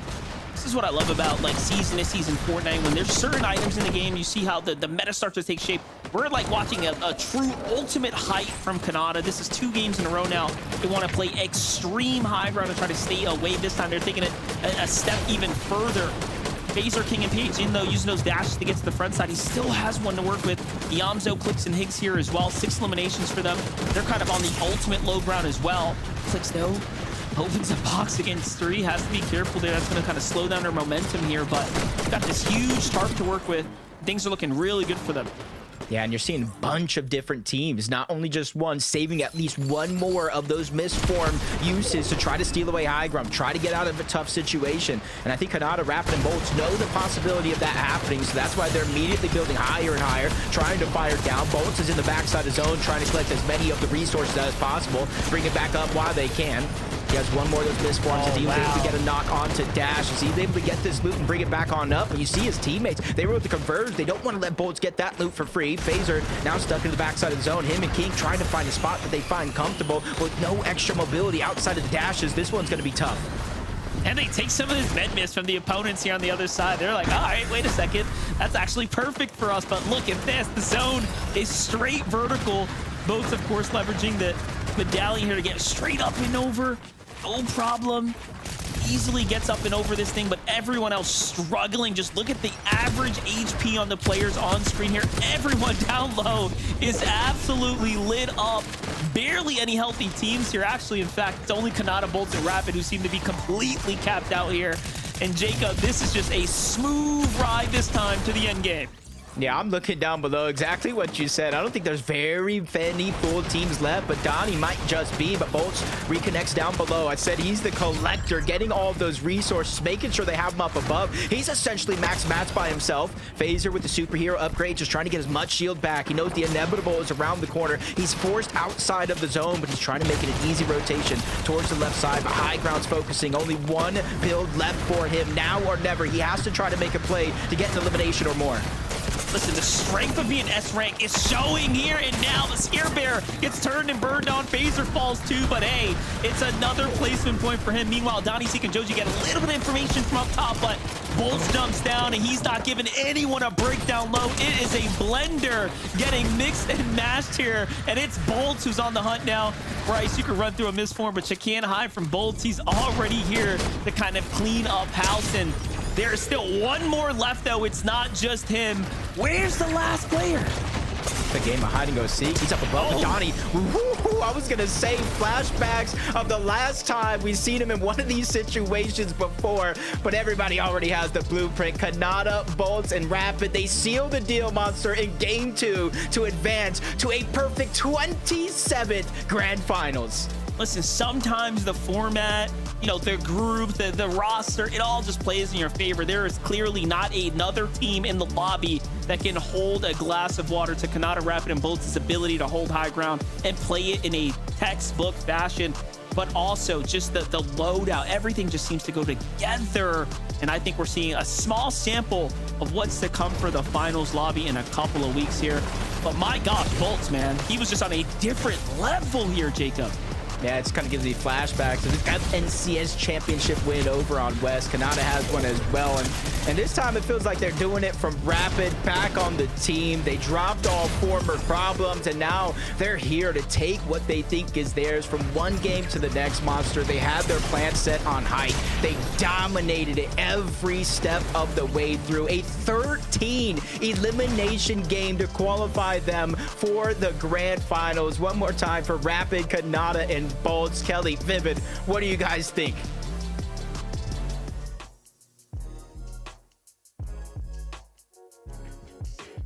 Though we are down to 2 people right now. Zeke unfortunately got eliminated. We're trying to reboot him, Vivid, but we don't have enough gold to get that reboot card just yet. Yeah, I mean, Zeke, listen, everything started to get hot over here on NA, had the power down over there, but listen, Kanata, Rapid, and Bolts, you know, we were kind of looking at game number 1 right there, and we were like, wow, listen, they played that game so well, and then, you know, unfortunately, Clicks kind of put a halt to that real quick. Well, I can tell you right now, game number 2, Clicks did not make it to some of those final zones, could not put a stop to this trio, and I'm kind of happy that they actually didn't qualify in game number 1, right? Because we actually got an opportunity to see them in back-to-back games control the high ground. I think statement statements like that, right? Them showing, hey, listen, we're going to be a high ground team. We're very, very good at not only getting it early on into the end game, but then also holding. I mean, Kelly, we've talked about it so many times on NA. It feels impossible for some of these teams to hold it the entirety of the end game. They just did it back to back. And what I love from these games 1 and 2 is the difference of what Bolt's role was in this trio here, going down constantly back and forth, making sure that he was able to get these refreshes, take eliminations and damage onto these lower players, which kind of allowed Kanata and Rapid to just freely control high ground without too many issues. And we saw what happened in game number 1. It came down to a heal off where Kanata unfortunately did go up against Braids, who got the final shot on him. So with Bolt on the low ground, he was making sure that no one was going to get that opportunity again. They didn't want to go for the 5 games today. They wanted to make sure that they were done and dusted by game number 2. Yeah, it's so funny. If you kind of switch from the perspective of each one of these players, right? You tune into Bolt throughout that end game, and he's like on the low ground. And then you switch up to Rapid and Kanata, and they're on the high ground. You would never think, if kind of like the HUD was off, you'd be like, oh, they're definitely not on the same trio. But no, they were, right, playing completely 2 different roles. I mean, we saw full effect of what the meta's like right now, right? With Rapid and Kanata playing so high up on just one layer of builds with their teammate down below kind of defending them. The mobility that's in the game right now, of course, being able to save them from that fall damage allows them to play like that. Just play to perspective or perfection throughout. I mean, the perspective that I have right now, Vivid, is that I need a break because we have 2 games down, which means that we have 3 more to go. And there's still 31 hopeful trios that are hoping to punch their ticket into the grand finals. But we're going to figure out which next trio will make their way after this break.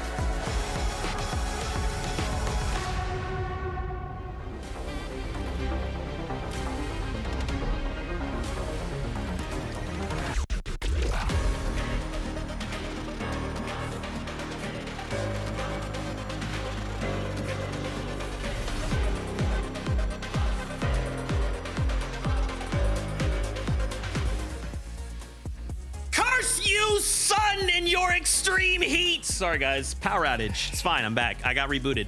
Wow. That last game, Rapid Canada Bolts get a victory out, and I wasn't here to witness it. Just pretend. Just use your mind. Just imagine a Zeke. That's it. Good job. All right. Great stuff. Let's talk about game number 2, though. We wanted to go ahead and highlight King. These guys are just putting on a performance right now. I mean, to come out in a 4th place 8 elim game, right? Last game was 3rd place in 6 elims rather. So yet again, these guys are firing on all cylinders. Like, if this is just for practice, which is something Vivid talked about at the kind of the start of the show, these guys are a trio from Brazil. They came over to NAC. Now they're competing, and I mean, Kelly, they are going crazy.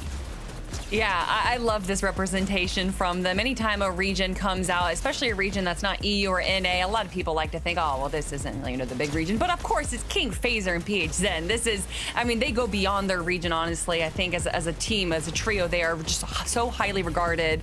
And to see them hold their own in the NA region, in these group stages, just makes me so excited. And Phaser had such a good solo clutch here. Again, staying kind of in the center of low ground. He knows that he needs eliminations and refreshes, but he knows that he can't stay at the front of zone. So instead, he kind of plays this second low ground and plays in the back to make sure that he has all the opportunities he can get to get just a few more eliminations and a few more placement points. And that is why they are still sitting in the top of our leaderboard for placements. And Clicks, Higgs, and Yamzo in 4th place right now. Yeah, I mean, incredible stuff from Phaser, PHN, and King. I mean, even just watching through some of those highlights right now, you clearly get a clear image of what they are actually trying to do in all of those end games, right? Just look back at all the teams kind of rotated in. Clicks, Higgs, and Yamzo, kind of surprising to see them a little bit below that trio, or, you know, maybe not so much, but things are quickly kind of shaping up right now, Zeke. I like that. I also kind of wanted to highlight Seek, Joji, and Donnie, who, if you look at the leaderboard, are basically like 5th place, but they're 3rd kind of overall, because remember those first 2 teams, they got themselves a VR, so they're already through. These guys are also performing pretty well, right? First game, 14th, no elims, kind of like a starter, right? But this last game, a 2nd place with 6 eliminations. That's the kind of consistency we need, especially at this stage, right? We just have a few more games like that, Kelly. We can easily find ourselves in the top 5 in consistency. Yeah, Seek, Donnie, and Joji, all of those names individually, I've heard throughout the FNCS for years now, but to see them kind of join together in this trio is a bit different. I know that Donnie and Joji played together last season and had a pretty okay performance. I think they actually got 11th overall in the grand final, so pretty good performance overall from them. And I think that they're really just finding their footing as a trio right now, and to see them in the group stages, being able to make it into the end games, definitely bodes well for them in the future. Gotta give a shout out to Jacob, right? Our little Fortnite historian right there. As soon as he saw Donnie up on the higher ground in a 1v3 situation, instantly the call back to the famous moment for Donnie. If you forget what I'm talking about or don't know it all, go ahead and check that highlight out on Donnie's Twitter. It is awesome. Oh yeah, man, to see him again performing, dude, we love that. We are now 2 games in, only 3 games left to go. What are we hoping to see? Because if we need to make pivots or adjustments or adaptations, now is the time. Well, I'm excited to see who's going to be taking high ground now since Kanata's trio isn't here. Yeah, I mean, it'll be interesting to kind of see, right? Phaser maybe kind of seeing some highlights up there. I mean, we saw Clicks' trio try to go for it before. I wouldn't be surprised to see them up there. That's fair. That's fair. What's that, Kelly? You said Kanata? You said you missed the Zeke? Kanata! Okay, all right. Thank you so much, Zeke. I felt like I could hear him all the way over where I live right now, Monster. But 2 games are done, you know, and finally a drop spot has opened up with Kanata reaching his 27th grand finals. Crime City is now up for grabs. Yeah, Crime City, great drop, obviously, here. But game 2 concluded, done. And you're right. Who is going to take high ground? What more is left here for trios to go ahead and look to aspire when it comes down to fighting for height? You know, what more do you need? They did it in such a strong fashion. I'm really curious to see how this is going to play out, Jacob.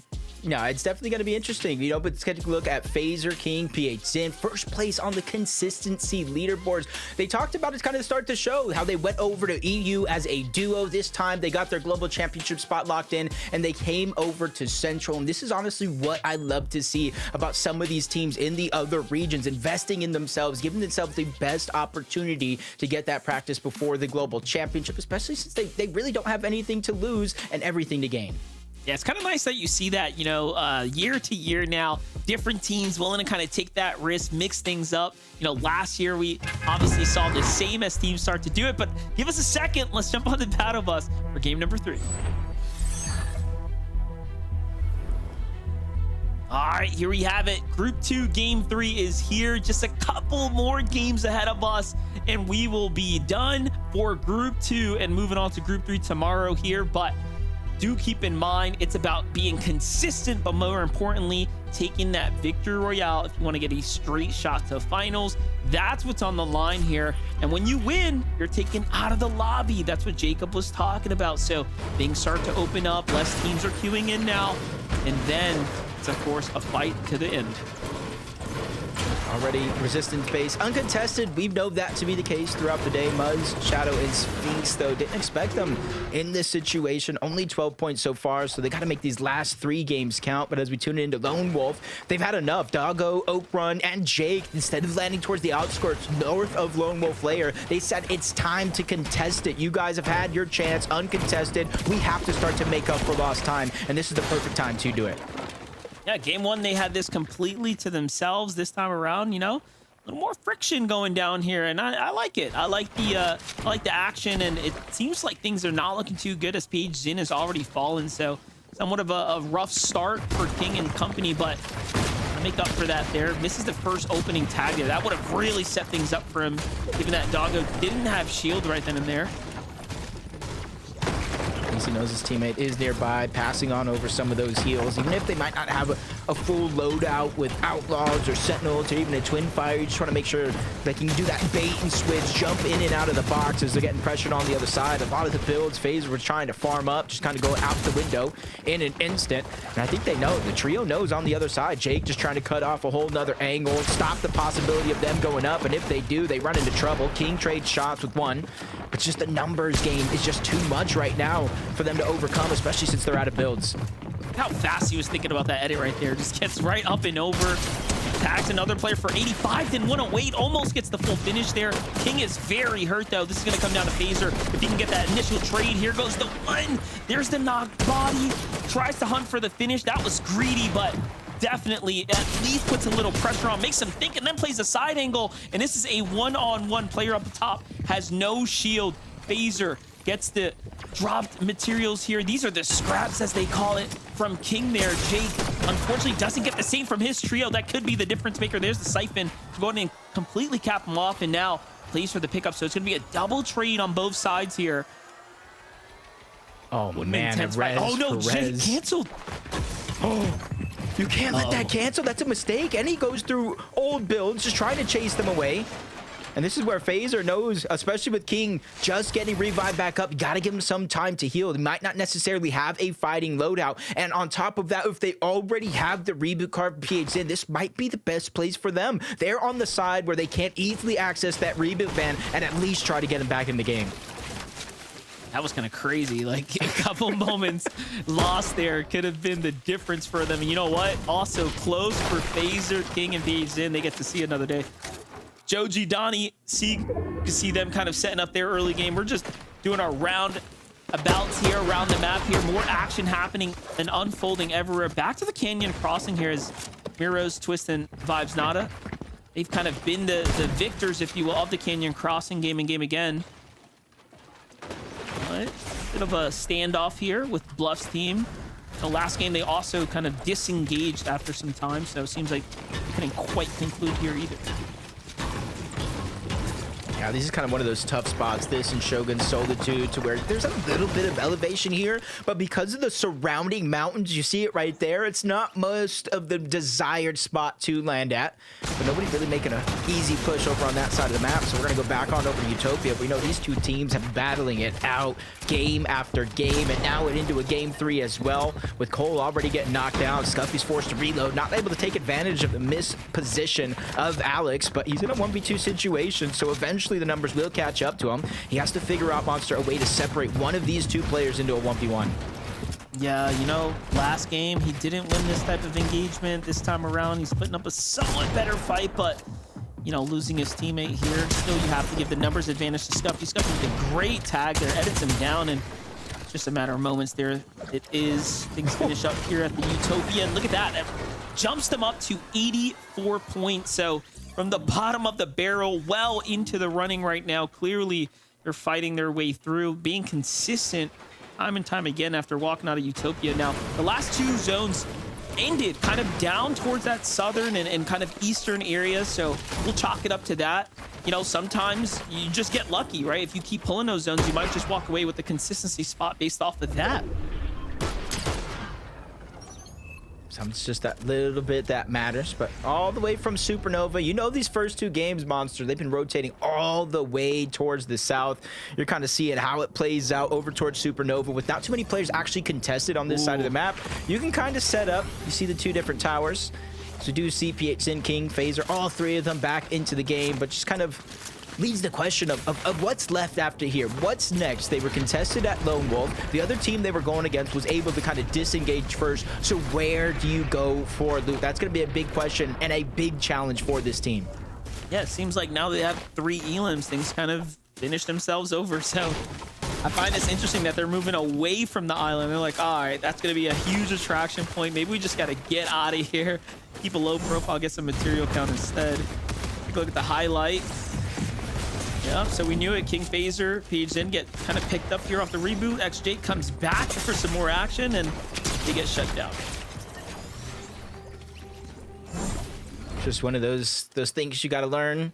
If you're going to go ahead and contest and take a big fight like that, you got to go ahead and execute when you do have a numbers advantage. They still have 2 games left, though, Monster, for them to make up for lost time. And maybe, just maybe, King, PHN, Phaser could win this game and leave that drop spot uncontested for them. But there's still so much to play out over at the north side of the map. First order base contested throughout most of this day, with both teams kind of trying to split it as much as they can. But with the zone moving over towards the north, they're not so much pressed for time to rotate. Slate, DGen, and Jerry just kind of edging ahead ever so slightly on the overall points here on the tournament. So not necessarily overperforming so far in the first 2 games, but they're definitely not too far behind. Carbone, Evan, and Bilzier now kind of giving up their positioning all the way there. You kind of let the team just tower over you. That's a problem, especially with these high power assault rifles kind of in play right now. There goes one misform on out.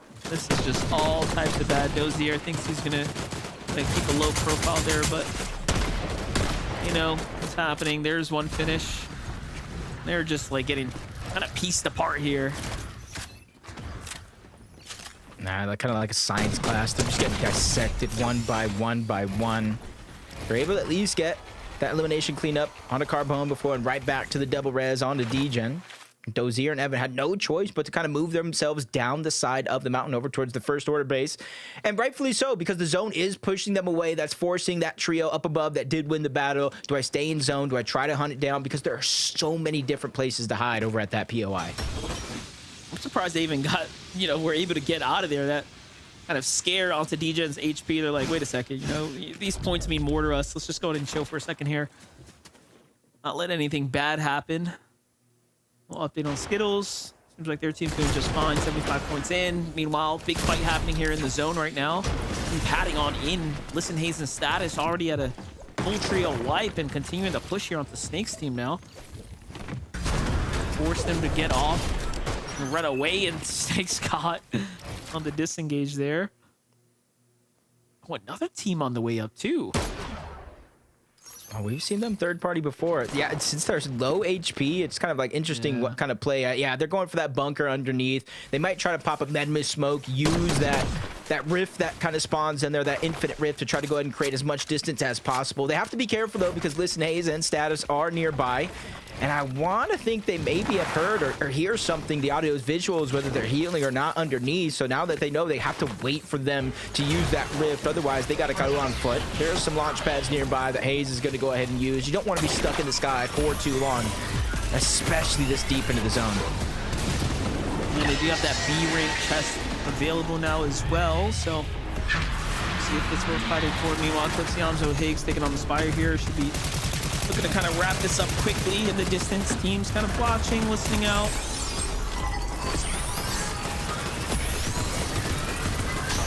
Kind of a big part Diamso, Clicks, and Higgs focus and game plan. They stay over towards Supernova Academy, but they're able to take that railing that launches them all the way over here towards Brutal Boxcars. And whether there's a team or not, they usually still try to fight this one out, try to take it all for themselves. But it's not just the loot that they're dropping, but you're seeing how much loot that they do actually get. Huge upgrades in almost every single loadout slot, extra chug jugs, HP, but it's the XP as well. And exactly what I was talking about, whether there's a team or not, Monster, they're making their way over here towards Brutal Boxcars, and it's going to be anything but easy.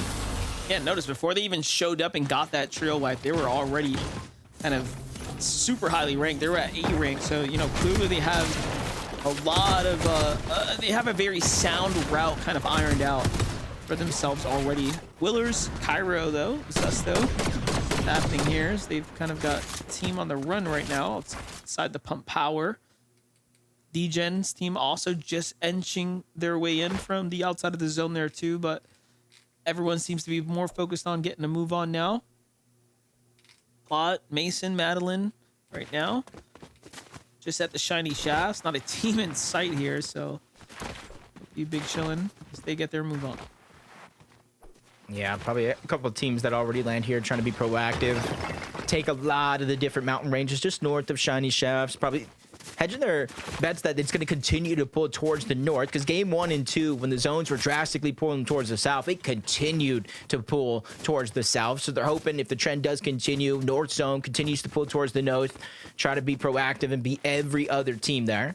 And for Mason, Lost, and Madeline Klein, they're just kind of going towards this mountain over north of Crime City. That's going to give them a clear view of almost the entire island. You see them looking on over the distance. There is going to be somebody over there, but I just don't know if they have the angle just yet because they might be in a bush. Yeah, it's Cease's team. Oh yeah, Nerfe spotted out from afar there. Tagged big time. Look at this. What's happening here? Zip's team kind of on the move here. Clicks Yamzo. I think they realize how close this team is, but they've got to go as well. Oh yeah, he does see them.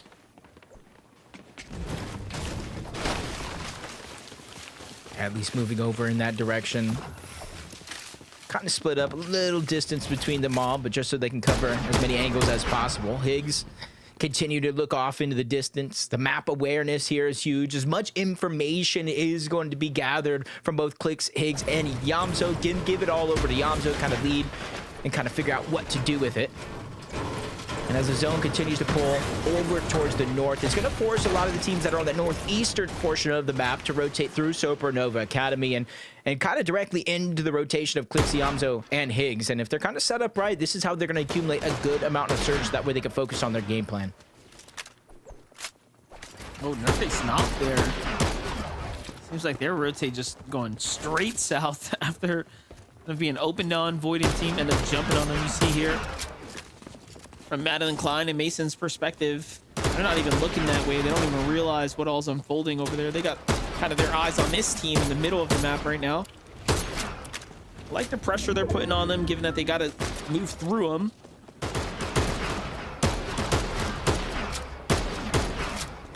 The only situation now is you got to make sure that all this damage that you're going and waiting for to rotate is going to be worth it. Because now you kind of rotate into the clear open. You see they don't necessarily have all of them with the misform. And as of now, maybe not even having dashes charged up and ready to go. So if they get jumped on, disaster could strike. But you're seeing moments ago where Mason was looking at, able to get that damage. He did get that knock onto Cease. That was Nerface's teammate that you were talking about early on. And they move in to kind of solidify the elimination. Something that's absolutely necessary at this stage in the game.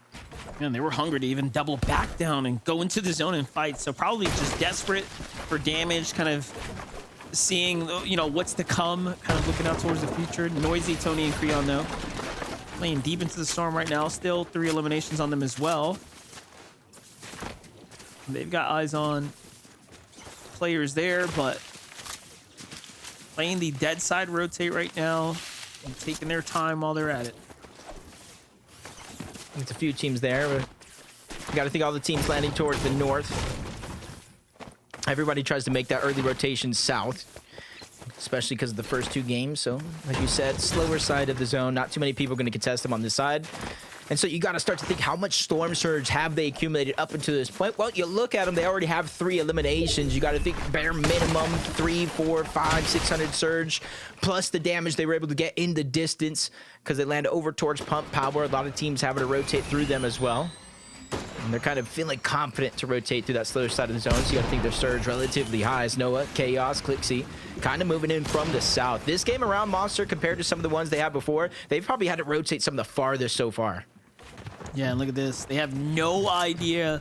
Rihan and Senk's team just waiting there. And all, they get a little glimpse, like, wait a second, there's another team here, and they end up shifting focus. I like this, though. Position themselves to kind of be on the outskirts here to do the sandwiching as opposed to getting third party there. So they have to call this one off. And I think this is a sign that Noah's team might be desperate for damage right now.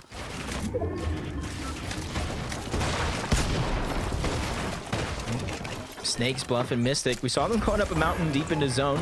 They do find themselves with an elimination, but you still 122 below the damage threshold.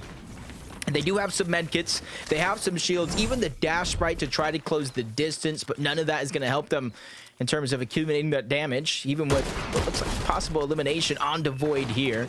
Kind of soften the blow of that damage, but they still need to find more. There might be one player behind them, but it's all about the focus in front of them because they still have to rotate towards the zone.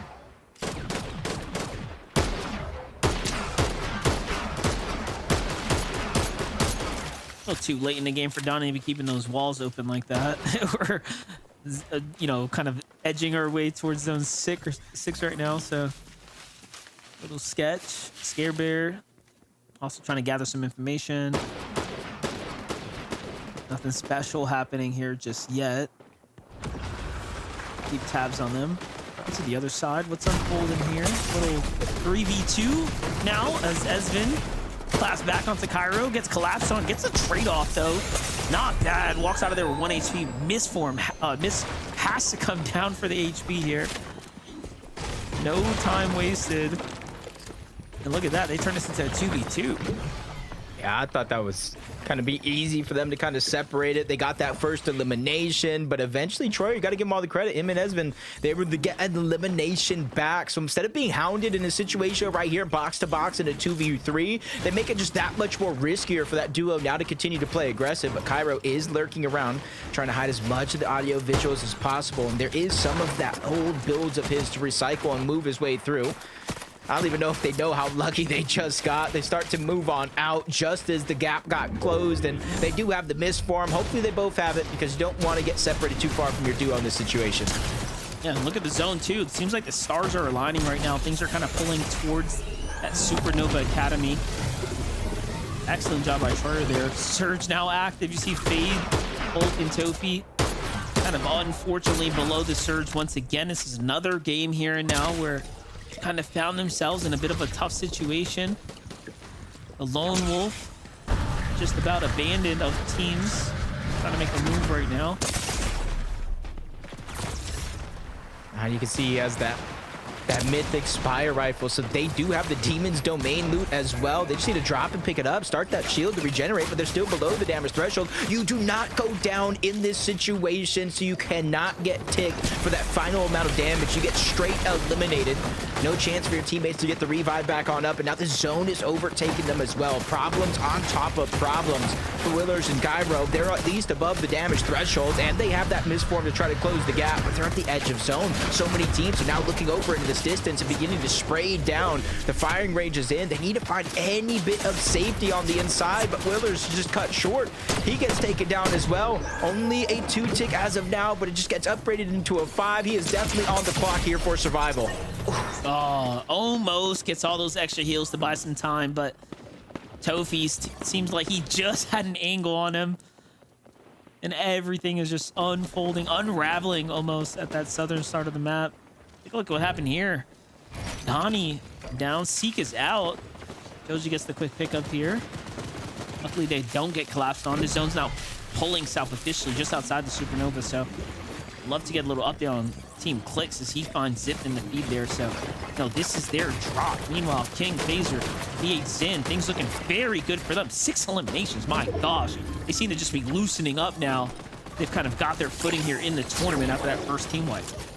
Yeah, then they got chug jugs, med kits, extra builds. They got extra bigs. They got everything they need and more. And they might even be just inches away from the zone as well, depending on how much time they do want to invest in this situation. They can tunnel on over. They can build and bring a lot of that loot back to them. They set their eyes on height. Hayes, listen. Not taking that risk. You see them go ahead and dive all the way back down. They don't want to fight it out now. 18 teams still left alive, Monster. Only one more needs to fall before those placement points start to set in. Yeah, it seems like things are picking up pretty quickly here and now. Skittles, Bryce, Dash, big decisions to make too as they've got to move now. Focus coming in from the team on the outskirts. Take a look at the highlight here for Clix, Higgs, and Yamzo. Saw them getting active right now. They're now at 5 eliminations and counting as they're turning all 9 here in the end game. And they're also a team that is fully capped out.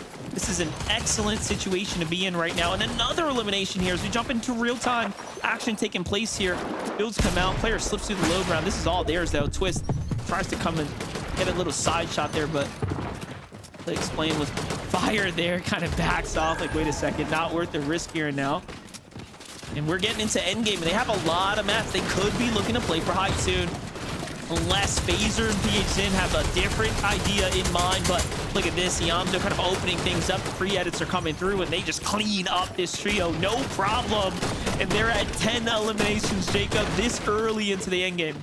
And you see him just kind of go through off the back of Clix, kind of throughout the first 2 games. Obviously, we'll add the damage later. Clix has the second highest damage behind Bolts, 2265. They're really relying on him, Higgs, and Yamzo to do their share of the IGL, so that way they can kind of build themselves a cushion for Storm Surge, focus entirely on rotations throughout the rest of this game. And there's their counterpart to the top side on the high ground for now. 820 above the damage threshold for them. King, Phaser, and PHN already in first place to start this game on that consistency leaderboard, and if they qualify here, it just opens up a spot at the bottom. Yeah, Yamzo kind of left lurking behind though. He's got to dash his way out of there. Phaser's got eyes on Clix's trio down low, but they switch on over to heavy mats. Pressure kind of eases up for a second. Muzz, Shadow, and Sphinx still alive in the mid ground as well. Big names starting to take place here. This is going to get real competitive here and soon. Yamzo, Clix, and Higgs trying to opt in to play low ground front side here. Going to kind of swing around now. But still, notice how they keep turning their attention to high ground. And also notice how no one is any layers near height. And this is what we've been talking about. There isn't a team in this lobby for some reason or another that really is looking to contest height early. And Clix, Higgs, and Yamzo would be the kind of second one. Maybe Muzz, Sphinx, and Shadow if they're feeling daring enough and the plot just aligns perfectly. But outside of that, I don't think too many people are going to contest it. The roller coaster of emotions, we're going up and through Lone Wolf Lair, down the side of that creek. Not too many big mountain ranges are going to be involved. It's going to make it for dashes just like this from Dash, Sprite, and Skittles to make it easy to cover from point A to point B on the other side. Repositioning before the zone opens up, so it's that much easier when it finally does. Clean rotates, clean timing there for Dash and Bryce there. Getting to the front side, Donnie, Joji, Seek. They're pretty solid right now. Once again, this is a duo right now. 10 below the surge, but more importantly, just working as a 2-man operation. Underneath enemy builds here have to be extremely careful now. And look at this, Clix box up now when they caught him in misform. And you might be invincible, but when you're in the trap like that, it's a spider's web. Yamzo, Clix, Higgs using the misform to now rotate all the way around the outsides here, playing ever so slightly closer to the high ground now. Kind of working their way up this natural elevation here. Phaser and team starting to run through material up top. Could they be gassing out here soon? I doubt it, but they are online here, Jacob. Yeah, they're extra reinforced. I gotta imagine flying through like that for Clix, Yamzo, and Higgs. That's vital information.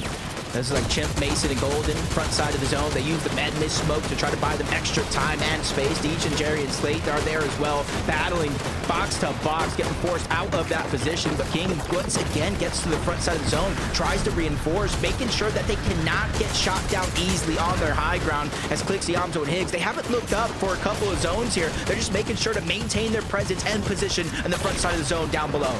Yeah, even for misforms here, they're just, you know, again, kind of gathering information on the lower mid-ground teams. And this, to me, just screams preparation for grand finals, right? Just trying to make sure they're staying the most consistent as possible. And that means making it through the end games and doing whatever it's going to take to secure those positioning points first here. Zone now putting pressure though. They've got a long way to rotate out. Donnie and Seek doing just the same here. Looking good for Joji, but he's got no health to work with, so Siphon's what he's going to be on the hunt for. Can he do it without taking damage? The real question now.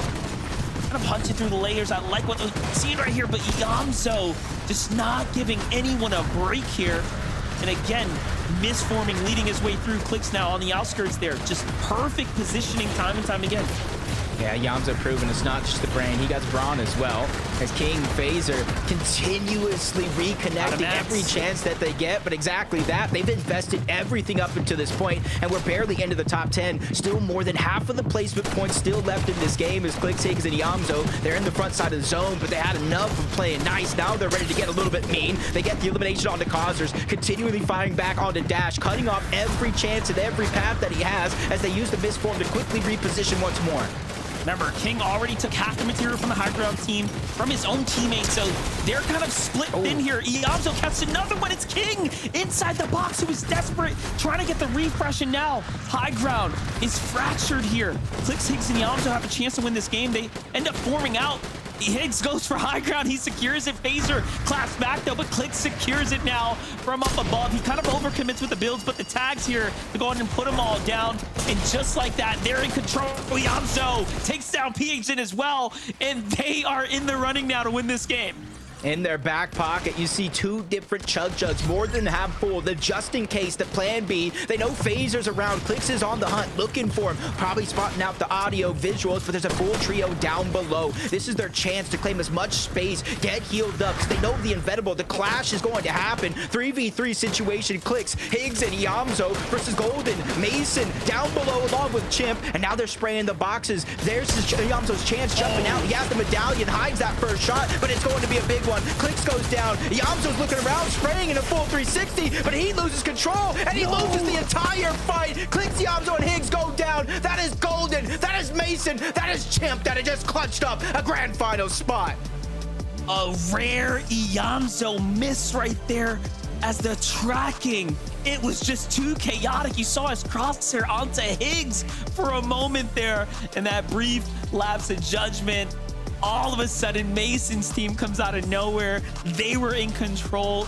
What an end game we just watched play out. Game 3 keeping us on our toes, but hey, you can't be upset at that. We get to see the best continue to stay at it here in the lobby. Mason lost the plot, back in the action here. Take a look at that.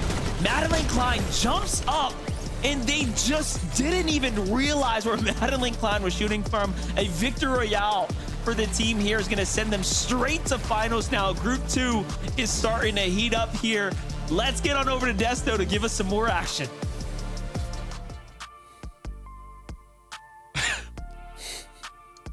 Did that just happen? Oh man. You know what? It's fine. This is all part of the plan. This is all part of the plan. Congratulations to Mason and his trio. They're going through the grand finals. Sometimes Fortnite's a bit chaotic, right, Kelly? You know, it's a little bit chaotic sometimes. Unpredictable is the word that I'd like to use in this moment here, because you could have everything going for you, from mats to the loadout to the heal off potential, high ground control. But when there's just another trio waiting to ruin your day, sitting in the thralls of low ground, waiting for you to just not make one right move, well, that can really just show you how unpredictable these lobbies can be. Big shout outs though to Mason, Golden, and Chimp, a newer trio forming just before this season started. And honestly, I don't think anyone was expecting this trio to win the way that they did, but I love to see them make their way into the grand finals. Yeah, I love that Kelly went ahead and pointed out that, that's Mason, Golden, Chimp. Definitely more familiar names, right? Been in FNCS finals before. And yeah, it's kind of funny how that lobby kind of worked out. We were watching Clicks, Higgs, and Yamzo kind of dominate that front low. They were kind of maintaining that, picking up eliminations over and over. And as soon as they left it to go take the high ground, Mason, Golden, Chimp instantly kind of took over and had that position ready to go ahead and win the game. Man, they were at 108 points going into this. So they were basically like 9th place. So they were kind of like in and out of like that top consistency. To get the VR feels good, right? That's it. You can just wipe your hands of the day, be like, all right, grand final, see you guys next weekend. But yeah, we'll discuss more of what happened in that game after this break, so stay tuned.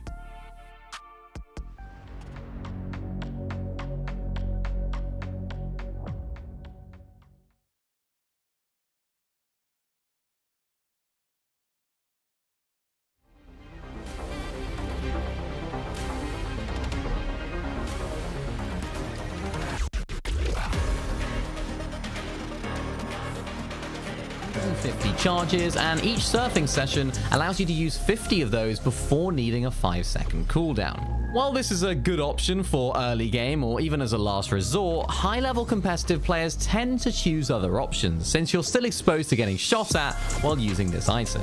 This is why we won't see many players in FNCS using this item unless it's right off spawn or for a desperate last-ditch escape.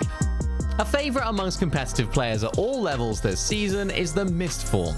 It's found all over the map and transforms you into a flock of ravens. Each flight only lasts 4 seconds and has a 20-second cooldown, but the speed and distance you can cover in that window make it one of the best rotation tools in the game.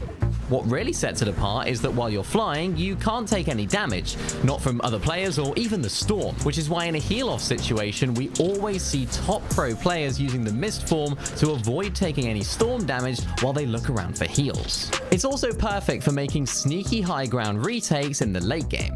On top of that, many pro players are actually using this item defensively too, escaping box fights when things get chaotic, making this item not just about mobility, but key to survival at times. The final main mobility item that competitive players are using this season are the dashes that can be obtained by throwing down the dash sprite and entering the circle it creates. The great thing about these is that any player in the area gets 3 dashes, so your whole trio can load up with mobility at once. The dashes themselves work very similarly to the Underworld dashes from last chapter, except they will not give you full damage immunity, so watch out for that. When it comes to box fighting, some of the elite players are using these dashes to get inside of boxes when they have the upper hand in a fight.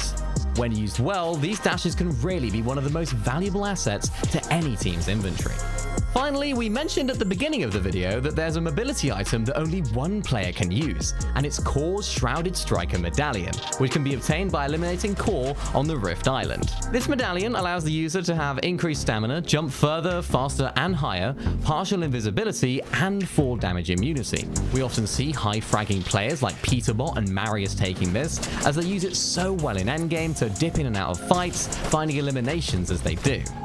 Sometimes top players even combine this medallion with the dashes to get full damage immunity from those too, making them a force to be reckoned with.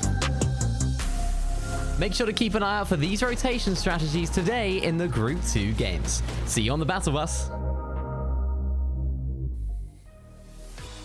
Yeah, what's that? What's that, Clicks? Oh, yeah. Oh, it's all part of the show. Oh, Clicks, my boy. All right, sorry guys, give me 1 second. All right, man, I'll talk to you later. Okay, all right, bye. Sorry about that, guys. Just got off the call with Clicks, my good friend Clicks. He said it's all part of the plan, so I believe, you know, that's what I'm gonna go ahead and hold to.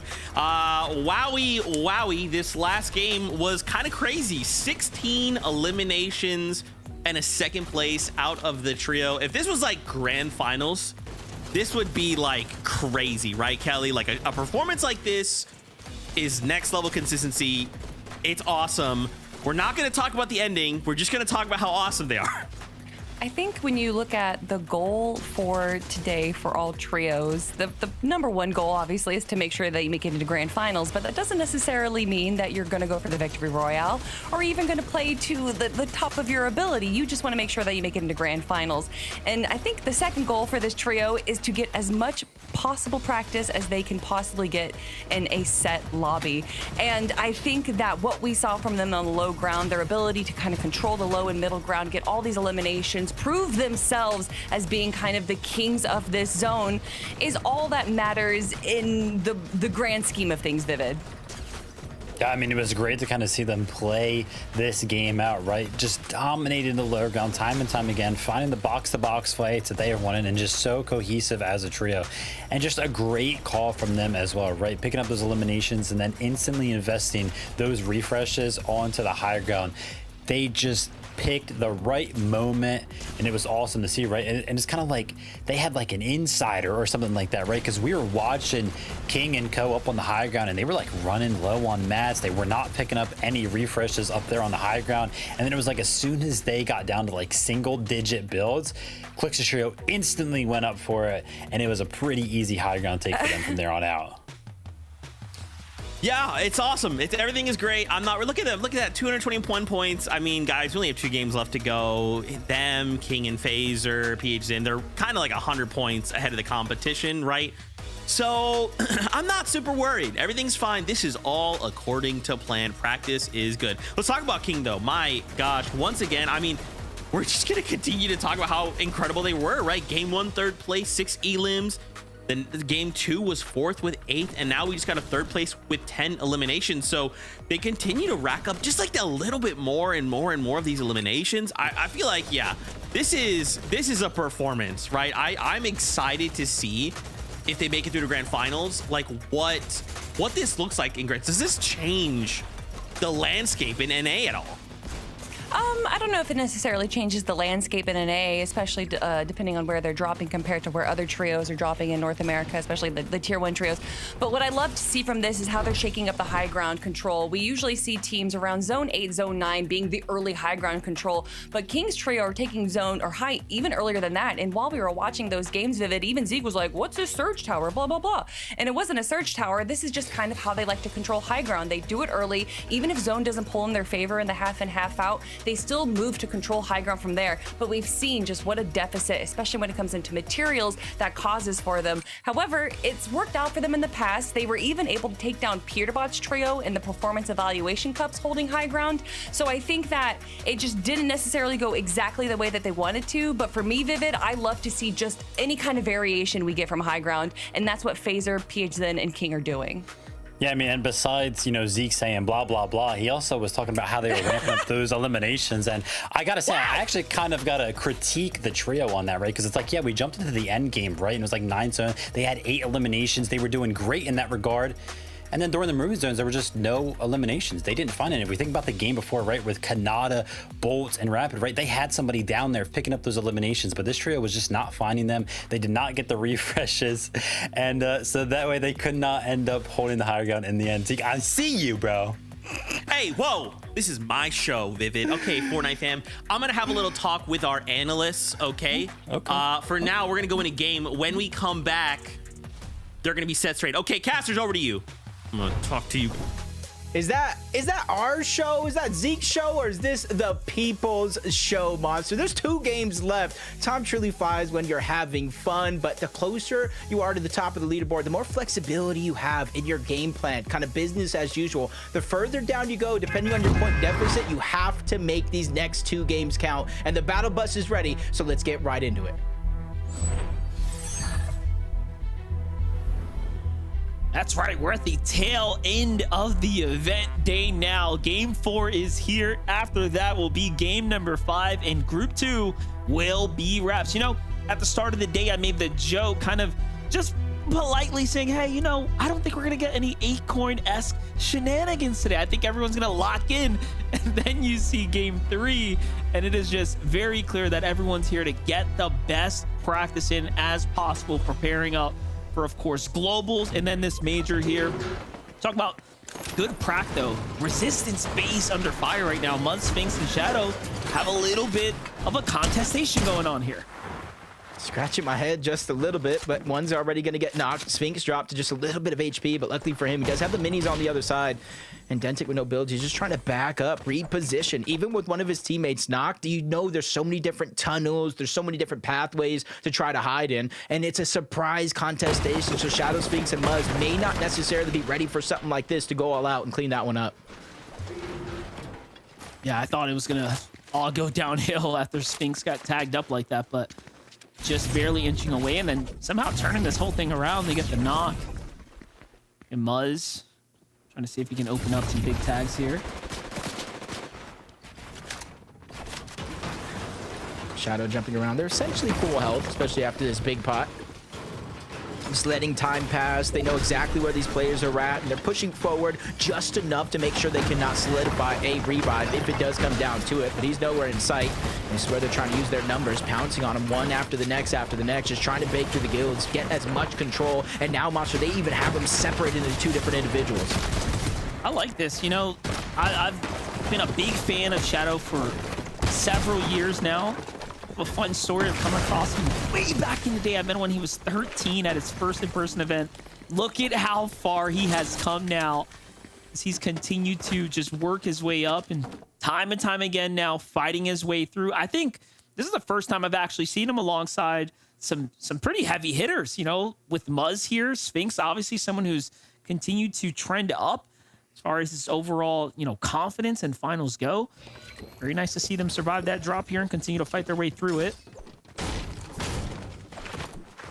And I feel like every year there's some, I wouldn't say unknown names, but relatively names that people may not necessarily have a lot of stock in. But Curly as well, we're going to be able to see him tomorrow, one of the newer players, kind of getting that shine. And Shadow as well, getting that shine, being able to play with some of the best. And even on West, you got Victor B playing with the 6-time FNCS champion Epic well, but Lone Wolf from game to game, still going to be contested. This time around, though, King does look like he's going to be the first one to drop. PH Sin getting pressured.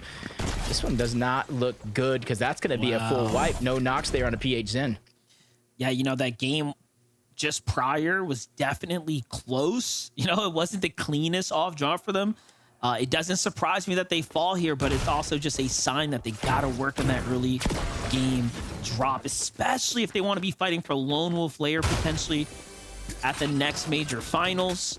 As we know, I mean, that could be any one of our top trio teams that are going to be looking to take that. I know obviously Clicks has been a fan of it, but they've kind of moved over to the Supernova Academy, so yeah, I don't know just yet.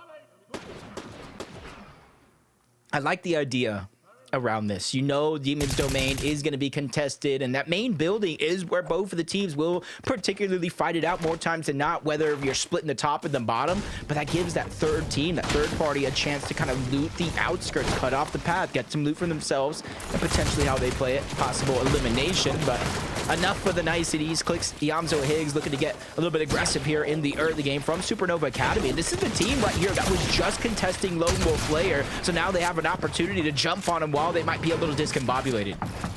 Yep, I like it. They're moving really quickly here. Clicks with the cone up right there to catch Jacob.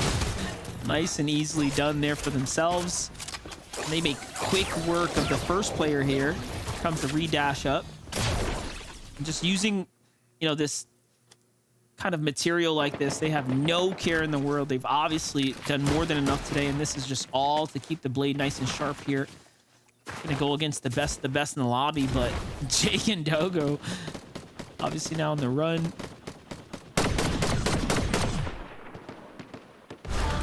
Yeah, typically I would say I don't like using the launch pad, but because exactly that reason. But you really have no other options, no dash sprites, no misform. If you're trying to go ahead and create distance, that might have been the only option, but another one's going to get taken down. So essentially, Doggo is going to be the last one alive over towards Lone Wolf Layer. He has no choice but to kind of sit and wait. Hopefully, he has at least one of those reboot cards of his first teammate that went down, because the clock has started for the second. Yeah, this is interesting. I know, like, obviously, Clixions and Higgs are kind of messing around, having fun here, but, like, getting to this drop here, I would not doubt is obviously one of the cards up their sleeve here. Come for finals, so it's just a cautionary tale of what could be to come. Dogo hides out, though. It seems like he might actually get away with it. As the time kind of clicks on here. Yeah, they're not going to find him. Yamza just has a sense. I didn't see him run away. He's probably scratching his head right now. I don't see him lurking around. It's not like, even a spotty audio visual. What about here?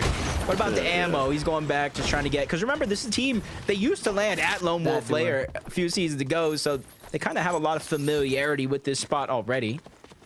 Ooh. Yamzo, come on, look how sus. It's the only closed door on both sides, bro. He's got to be in there. Hey, this is a 1v1 for Doggo as well. Well-placed shot into the Fury AR because he does have a gold. It's your only chance, Doggo. Go.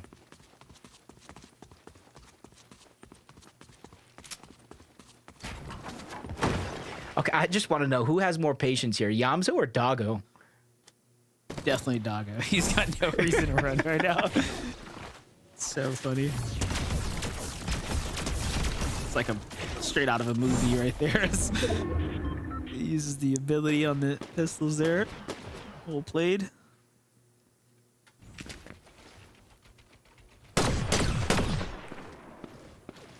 Not too far off from Utopia, Seek, Joji, Donnie.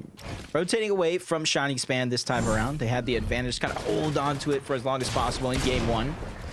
We're seeing a lot of action kind of break down early on in these games from week to week. Tony able to get that elimination onto Evan, adding to their Storm Surge, being able to kind of get a little bit more loot underneath their hands, and Willers is going to go down as well. So already 2 players on that team down and out.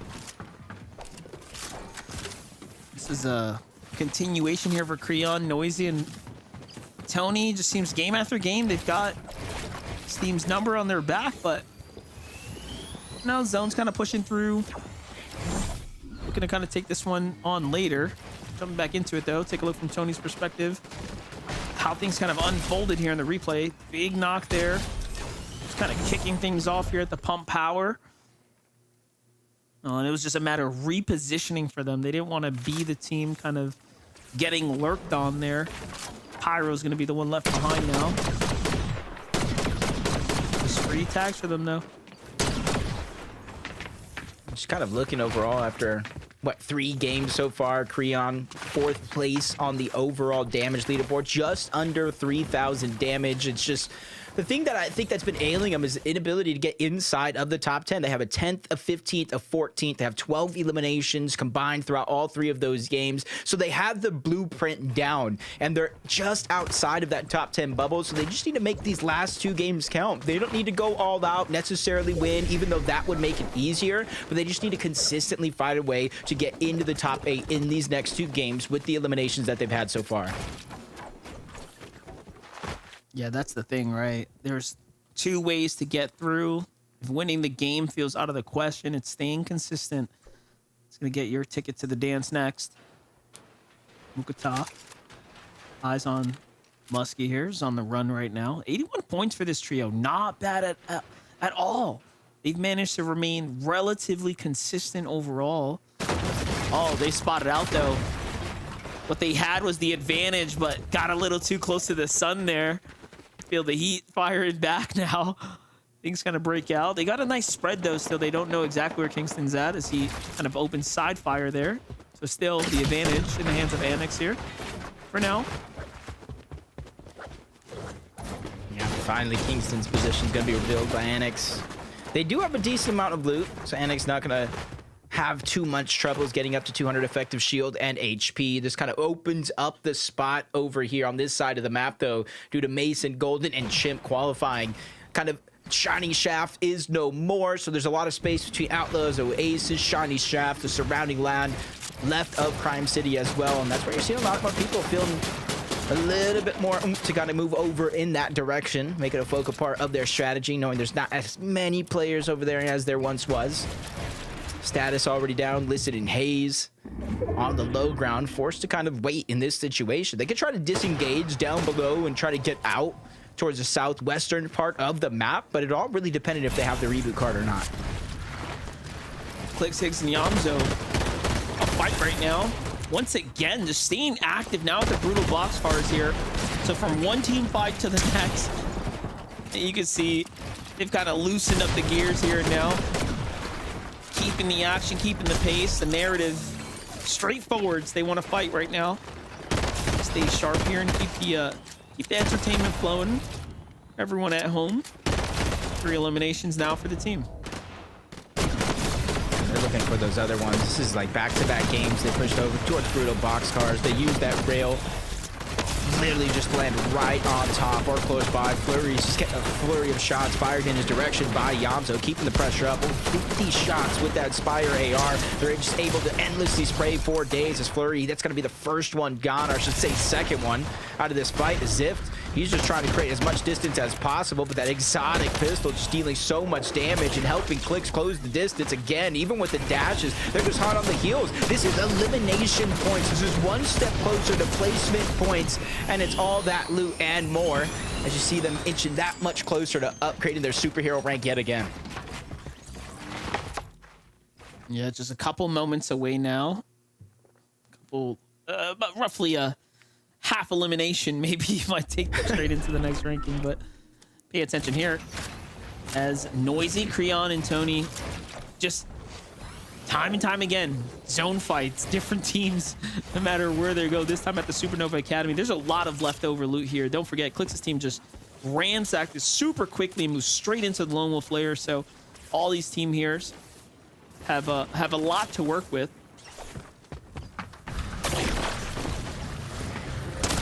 Trying to knock. Seeing some stats right now. Noisy, Creon, Tony, they've taken 9 ticks of Storm Surge throughout these games so far. So you're seeing they're really just trying to make it count. They've taken the most storm damage, I think, out of the entire lobby, matter of fact. And you're seeing it's a huge part of their game plan, sticking so long in the zone. That's how they're finding eliminations. That's how they're finding damage for Storm Surge. But look at what it costs. They're already down at least one of their team members, kind of forced on the back foot. You see one of them disengaging back over to their regular POI pump power. Tony's trying to go over to Supernova Academy in just 2 separate directions. And I would say the blessing is, though, there's just 2 teams there as well. So this overall monster was a 3-team battle. Yeah, that was personal for Tony. He's like, you got my guy. I'm just going to sit here and look for the ambush and try to, you know, turn the tide for them. But Dozier's team managed to do well. They live to see another day. Seems like Tony, Noisy end up regrouping there on the rotate out. So they're going to be long gone here. But for Evan, what do you do? There's nothing you can do there. Kind of repositions, gather some data for a second. He was able to get close to his team. Now they come up on the other angle. Nice shot by Dozier to take down Willers, trying to even it up into a 2v2. Not able to save the day on his teammate just yet. They got funneled around the outside, but he boxes him up, but no, bites off just a little bit more than he could chew. Dozier's gonna go down, but Cairo loses another one of his teammates. That Zusto that gets taken out. So it's a 1v1 effectively, and just in the distance at Supernova, there's still 3 more teams. Carbone with a dash in all of a sudden. Almost catches kind of fully off guard there. Little miss for him to go in and reposition up. Gets the high ground. Here comes a chase from Carbone. He's got him exactly where he wants him, but this trio coming through. It's Tony back in the reboot too, so it might just be the last trio who walks away happy here. And there's another team in the Supernova Academy. Okay, I don't know what's happening here, actually. I take it all back. 2 more teams have shown up from the southern area straight into the Supernova. Okay, one of them is Clicks, by the way. So I guess they did not forget how much loot they left behind. That's actually a very good amount of elimination, or information, I should say, for them towards the backside of the zone, because it's still pulling towards the south. So they can make one of 2 decisions. Continue on with the game plan, rotate south, depending on how far the actual zone is, or just wait. Whatever team comes out of zone is going to have to run into them, or they go all the way around over that mountaintop. And if they don't have heals, it's probably not going to be a possibility. So the cards have been dealt. Higgs, Clicks, and Yams are the ones that get the better hand. Yeah, they were probably thinking, oh, let's go back. Let's get some A-rank chests, you know? And then all of a sudden there's like mad action at the Supernova kind of in the zone there. So yeah, no sense of sticking around for too much longer. He's trying to devolve quickly here on the feed as you watch Batman Joe and crew jump in, taking out Fade's trio here. The southernmost portion of the map here to kind of round out zone 4.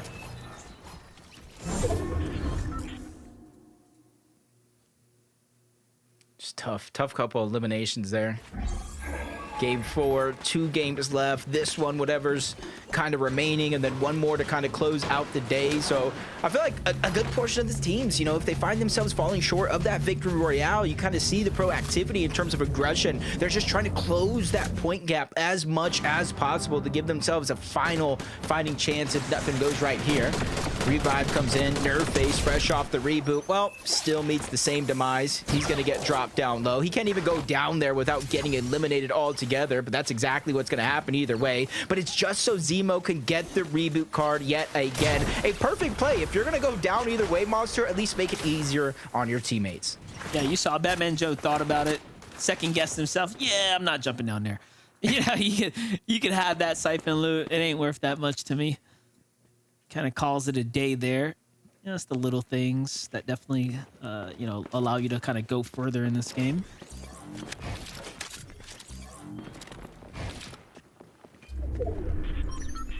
Bryce, Dash, and Skittles, just judging by the loadout, they have that mythic DMR. Well, Skittles is still back on the island, so you got to have the medallion as well. And they have good position over control of the Foxy Floodgates Mountains for Skittles. He's just trying to use that misform so that way he does not take that wind tunnel down. Because if he did, it would just kind of leave him susceptible to taking a ton of damage from the players in the surrounding lobby. He's just trying to recharge, reunite with the rest of his team. Trying to see who is out. Oh, exactly what I said, Monster. Just wait. Whoever's going to be coming out of zone, well, we got your number. And that's Carbone, kind of meets his demise. But it's just a down, so his teammates have a chance to get him back. Take a look at Cease here. After losing Nerf Face, and then Zemo. He's in a one-on-one up against Listen right now on the other side of the wall. Nesmus is obviously resetting this entire fight here. Oh, and the big pot comes through, so advantage is going to go to Listen here. Great pre-fire there, straight onto Cease. Cease has to hold that one right now and force the back off here. This is essentially both of these players, both Cease and Listen, as solos. Last chance really to kind of leave it up to consistency. You go down here, you might just be too far where you might need a win either way to catch up in terms of those points. But Cease just left down to bandages every 3 seconds, 15 HP. Listen going through the same thing on the other side. Now Listen is fresh out, so he's officially going to be put on the clock. But instead of going through that tunnel dangerously in towards Cease, he just tried to reposition, go elsewhere, but I might have been wrong. He turns around, he's out of bandages, so he needs this siphon if he's looking to stay alive. It's all or nothing for Listen. Good read by Cease, but Cease is definitely weaker here, but Listen's got that pressure on his back right now. 2-tick really starting to add up here. Cease gets the first bandage off. Here comes the siphon opportunity. You got to hit this once he comes out of misform or it's game. He blocks him, and the edit very cleanly done by Cease. Then just sits there and catches the loot. He won't be rewarded with any extra heals, but the storm sickness, are you kidding? No. He was in there the whole time. How long? That's 500 damage of Storm that Cease took in the early game with the rest of his team to go down to Storm sickness. Now both him and Listen gonna leave it up to a last game miracle to try to qualify for the grand finals. Otherwise, they're gonna be stuck in LCQ, so don't be afraid just yet. The season won't be over. It just got that much harder. That's crazy. I think that's the first for broadcast. When you watch a fight go the distance this kind of early, you want to call this mid game early enough, but the full storm sickness after a clutch.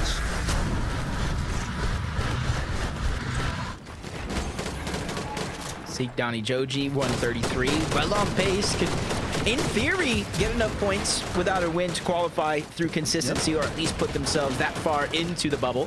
No placement points just yet. Top 18. One team needs to go down. Then they'll start to cascade in with every team that does fall. Half of the Monster usually set in around the top 8. So that should be the focal point, or at least the goal for a good chunk of these teams here today. Yeah, that's the thing. Remember, King's team is down this game, so obviously they can't secure a victory royale. They've surely got one of the top 5 positions. If Clix's team doesn't take a win at some point or another, these other teams are going to really come down to a limited amount of slots, if you will. So it'll be pretty contentious for the last few remaining spots if, of course, our first and second most consistent teams don't take a win here soon. But the way Yamzo Higgs and Clix are playing right now, and with the lack of King in this game, I think they might have this one in the bag. So he got 4th in game 1. He's 4th on the leaderboard. Can he win game 4? How much of number 4 is Clix' kind of magic number or kind of forceful number, you know, so to say? But Tony, noisy. They lost Creon not too long ago. 93 points though here, Monster. They really got to start to make this one count. It's not too far of a rotation, but you can already see in the minimap how many other teams are already beating them to the punch. Yeah, a lot of teams got to move. I'm looking at that Western kind of pack right there. See most already poised up for the quick rotate. Bryce and Dash Skittles looking good here to kind of get to the front side first. Who's on height? Oh, it's Shadow, Muzz, Sphinx on high ground right now from contested surprise to height now. Really talking about making games count. They started this one with 48 points in 18th place, Monster. Almost 100 points down from that bubble of where they need to go. So high ground without a couple of those teams going to get contesting you in this lobby. This one might be the one that they make count. Bryce, Dash, Skittles, they see teams right across, and they're just trying to claim space. Look how much space they've given themselves down low, all the low ground, even a tunnel on top of that one. 2 teams already setting their eyes up above. Dejan, Slick, and Jerry, they're the ones that have their heads in the clouds, though. Yeah, Muzz's team playing second height right now. Meanwhile, Monty, Paul and Scuffy, so from, you know, back and forth, some games they kind of fell a little short. Other games they went the distance here. They find themselves in an end game sprint once again. First for Noah plays as well there. You saw with Chaos Gaming just kind of holding on here, getting pressured by the lobby. But look at this high ground hold by Degen and Jerry. They kind of got this far positioning, full control of the sky here and now. It's kind of like an eerie silence for an end game as well. Notice how much this means really to the teams in the game, right? Everyone's kind of vibing out, chilling, like, nah, wait, I need these placement points here. So very interesting kind of dynamic taking form here in game 4. Yeah, you can see Clix. I think he has that exotic pistol. Just trying to look above. If you kind of tag those teams on the high ground, you kind of send them flying with that shockwave effect in the first and in the last bullet. Degen kind of reconnecting their position up above. There we go. Degen, no! It had to be him. They found him. They take him off of high ground. Now he has to find his way back while that one's getting distracted. Bryce, Dash, and Skittles did not lose focus of what they need, and that's the front side of zone, expending so many of their materials to try to make a safe spot happen, but they quickly become a sport focus. That's a lot that they're burning through just to maintain their position here safely.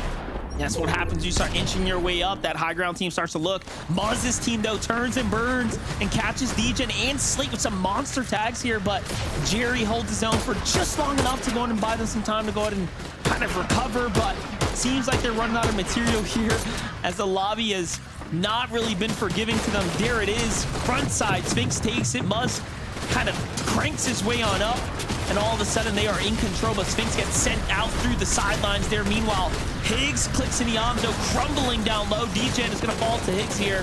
It's all up to him. Clix has got a slither of HP. Down goes Higgs. What just happened there? Oh, no. Everybody's feeling that same struggle. Even Sphinx is down. They're going for the triple reboot as Clix, Iamzo, and Higgs fully eliminated out of game 4. Maybe it's not his lucky number anymore, but up above, they got the revive. Sphinx is back into the game. Shadow as well. They have the Superman strike from above, causing destruction, lasering through these builds, finding knocks, eliminations when it matters most. Looks behind. Rehan tries to go for a sneaky play, but nah, not today. Denied that opportunity once, but he has team backup is there. It does look like they're trying to concede it. Give it up for now. 10 HP on the Shadow. They cannot hold on to what was theirs. Just a little bit more laser left in the tank here for Muzz, but Muzz is going to have to give it up. Shadow's got no HP. Osu, well played for them to actually secure this high ground. And you know what? They are racking up eliminations as well. They're looking to put a stamp on it. They need the win just as much as anyone else, and we thought Muzz's team might have gotten a free ride to the end game, but no, not today. They're gonna have to fight for it. Muzz's entire crew falls there to the hands of Bryce, Dash, and Skittles, who have just played a little more consistently from the low ground now. Here comes the decision to go for the heel off, kind of dips back for Bryce. He sends his other two out to the front side. Meanwhile, a new team is now taking height here, Jacob. Yeah, letting Skittles kind of clear the path. Donnie, Seek doing the same thing, but they got it intact. in the front side of the zone. Zeke just going around towards the outside. He has very, very minimal builds, and it's getting burned through by the high ground. Now they're stuck down below, but they find a clear-cut elimination onto Scuffy's, one that's absolutely necessary. Now they have the Siphon mats and at least something to work with, but no, he dropped his shotgun monster. That was a huge mistake there, but look at this. Donnie's still going. It doesn't matter. Seek and Donnie are still turning online now, and there is still that trio way up top. Can they mitigate this fall damage that's going to come here? The chop comes through. Sleepsy falls. He gets the dash off there. Front side takes a little bit of damage. Misform from Rebel. Seek down low. Tries to buy himself some time. Swings around the top side, but Batman Joe has to get the shot there. He finds one. Boxes him up. Cones up. Donnie slips out. Just so smoothly played there, but Zach was there to meet him up top. And just like that, they will be seeing themselves a grand finals there. What a game for Jacob. Yeah, Slepsies, Batman Joe, and Zach found themselves starting in 9th place on the leaderboard coming into this game with 97 points. They were consistent with 2 games, 5th and 6th place, but now they have capped it off with a big win here and clutched up one of those spots to the grand finals. Very nicely done. And, you know, you couldn't have really called who was gonna win that game. It was so crazy in the end there. I know everyone was just kind of rooting for Muzz for a moment, but all of a sudden there were other teams that were super hungry to kind of turn online, and this is what we've been waiting for from this group this entire time.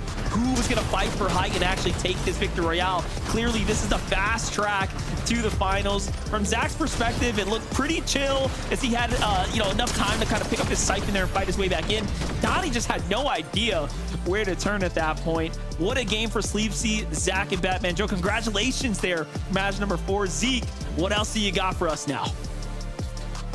Bro, this is exciting, right? That game is, I feel like these games have gotten more and more chaotic as we've gone on, which feels like it shouldn't be the case, right? Because whenever a trio gets VR, like that's one less trio in the lobby, and yet they are still more and more chaotic, Kelly.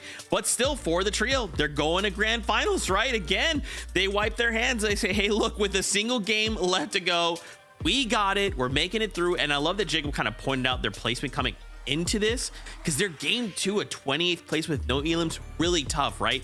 And then you kind of go like, all right, our backs are kind of slowly getting pushed against the wall now. We really need to make something happen. And game 4 to do it before it's all over, Kelly, I'm good. You know, I'm good with that. That's fine. I mean, you talk about placements within this game in group number 2, but for me, I'm looking at placements as a whole. They were one of the last teams to qualify through the play-ins. And in fact, only Zach has one FNCS finals appearance. So Slep and Batman Joe, incredibly green players, to see them all come together now and be able to not just enter into the group stages, but to get a win off of some really big names. Vivid, that is how you want to start your FNCS journey.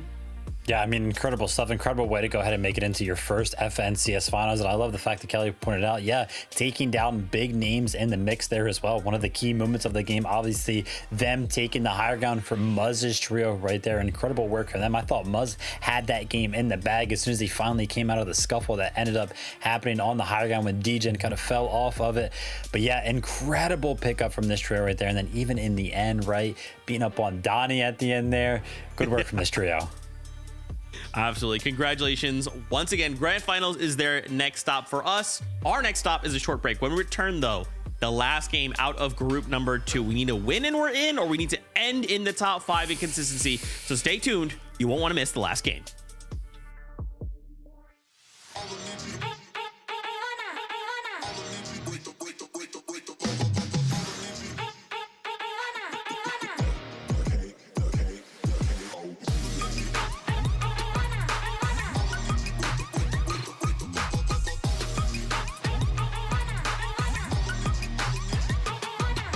Turn up the track, going deep, I'm in the zone. You know I'm about to go harder than harder go.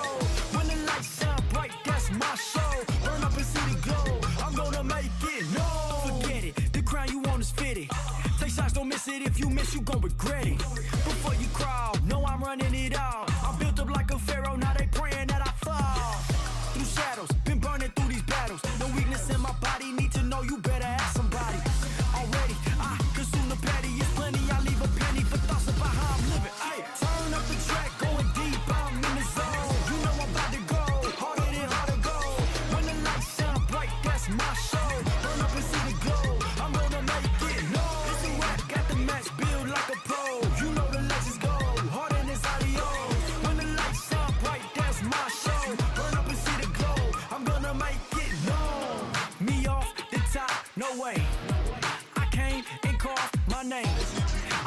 life into my place, earned everything that I claim. Nothing ever could replace me. 3-4-3-4, square dance on the floor. This is not a ball, I'm above it all. Start, I see my glow up where you supposed to go. Proceed on the low, can't lose if I'm to go. Leave me in the zone, I take your mind and then I snatch your soul. Turn up the track, going deep, I'm in the zone. You know I'm about to go, harder than harder go.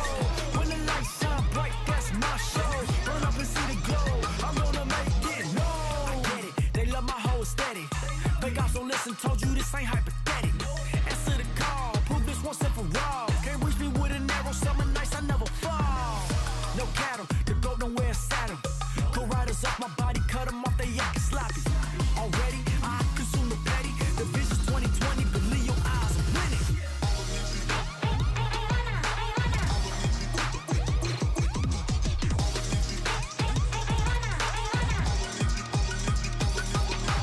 Turn up the track, going deep, I'm in the zone. You know I'm about to go, harder than harder go.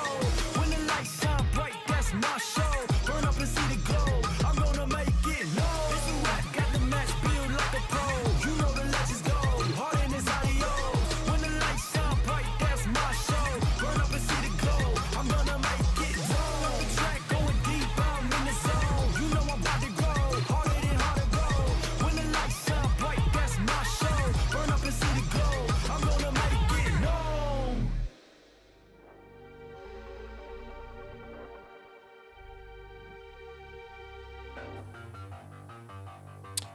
So the trios in this lobby, they only have one thing on the mind, and that is to go harder than harder go. Welcome back to the FNCS. We are here with a single game left to go.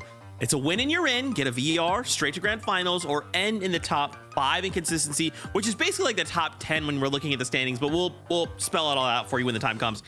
Guys, a single game left to go. We wanted to talk about Donnie and company. These guys are putting on quite the show. Seek Joji, they're kind of going crazy. 205 points, which to me feels like a really great place to be going into that last game. As long as we don't make any mistakes, right, Kelly? As long as everything's cool, everything's chill, we just keep doing our consistent thing, we should be in. Yeah, as far as mistakes go, I haven't seen too many come out of this trio right now. They are playing the low ground so well. There was a moment there where they're kind of playing the low, sticking to the front side, and they were ping-ponging back and forth between storm and zone, making sure that they are taking as little damage from players and kind of foregoing, instead going towards the storm damage instead. And that allowed them to be able to survive this low ground for so long with practically 0 mats, Vivid.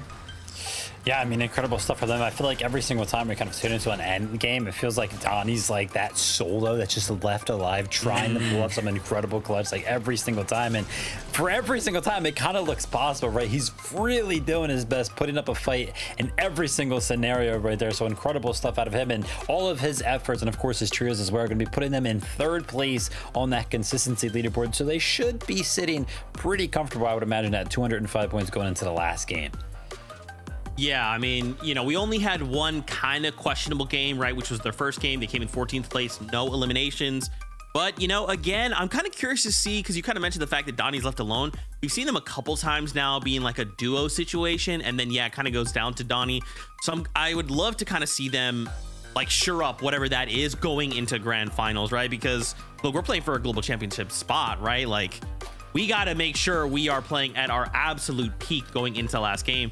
Now, of course, as we look, 124 points is 11th place. So think about that as like 6th place, okay? Think about basically if we end in the top 10, that's our top 5.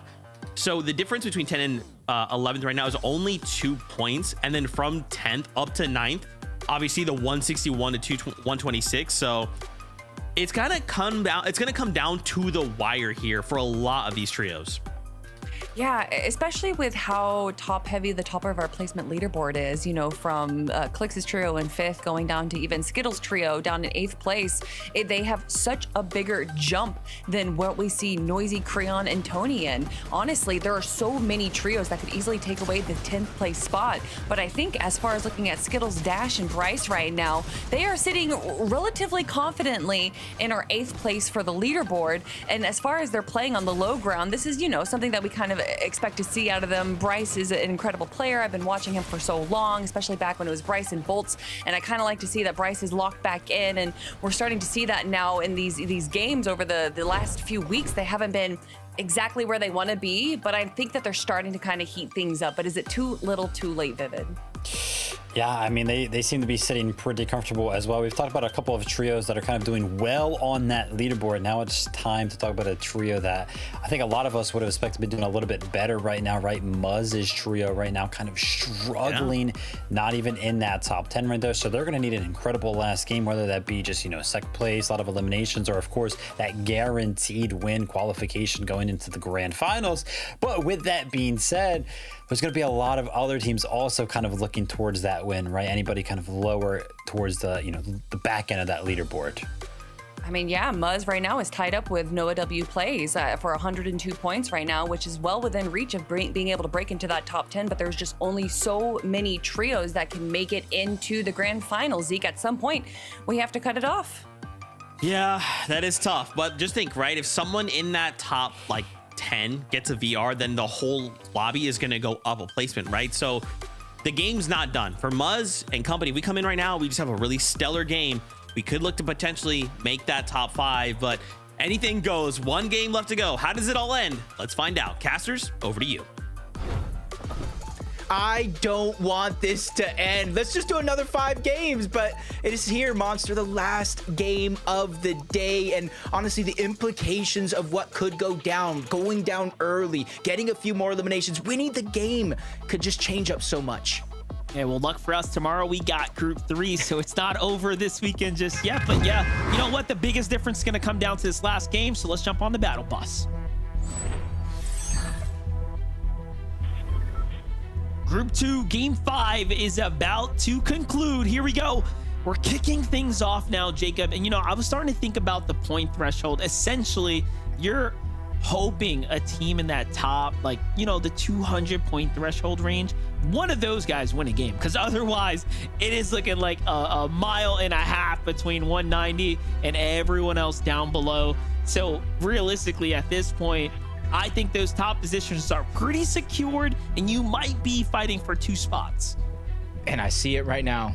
I see one of the best drop spots on the map.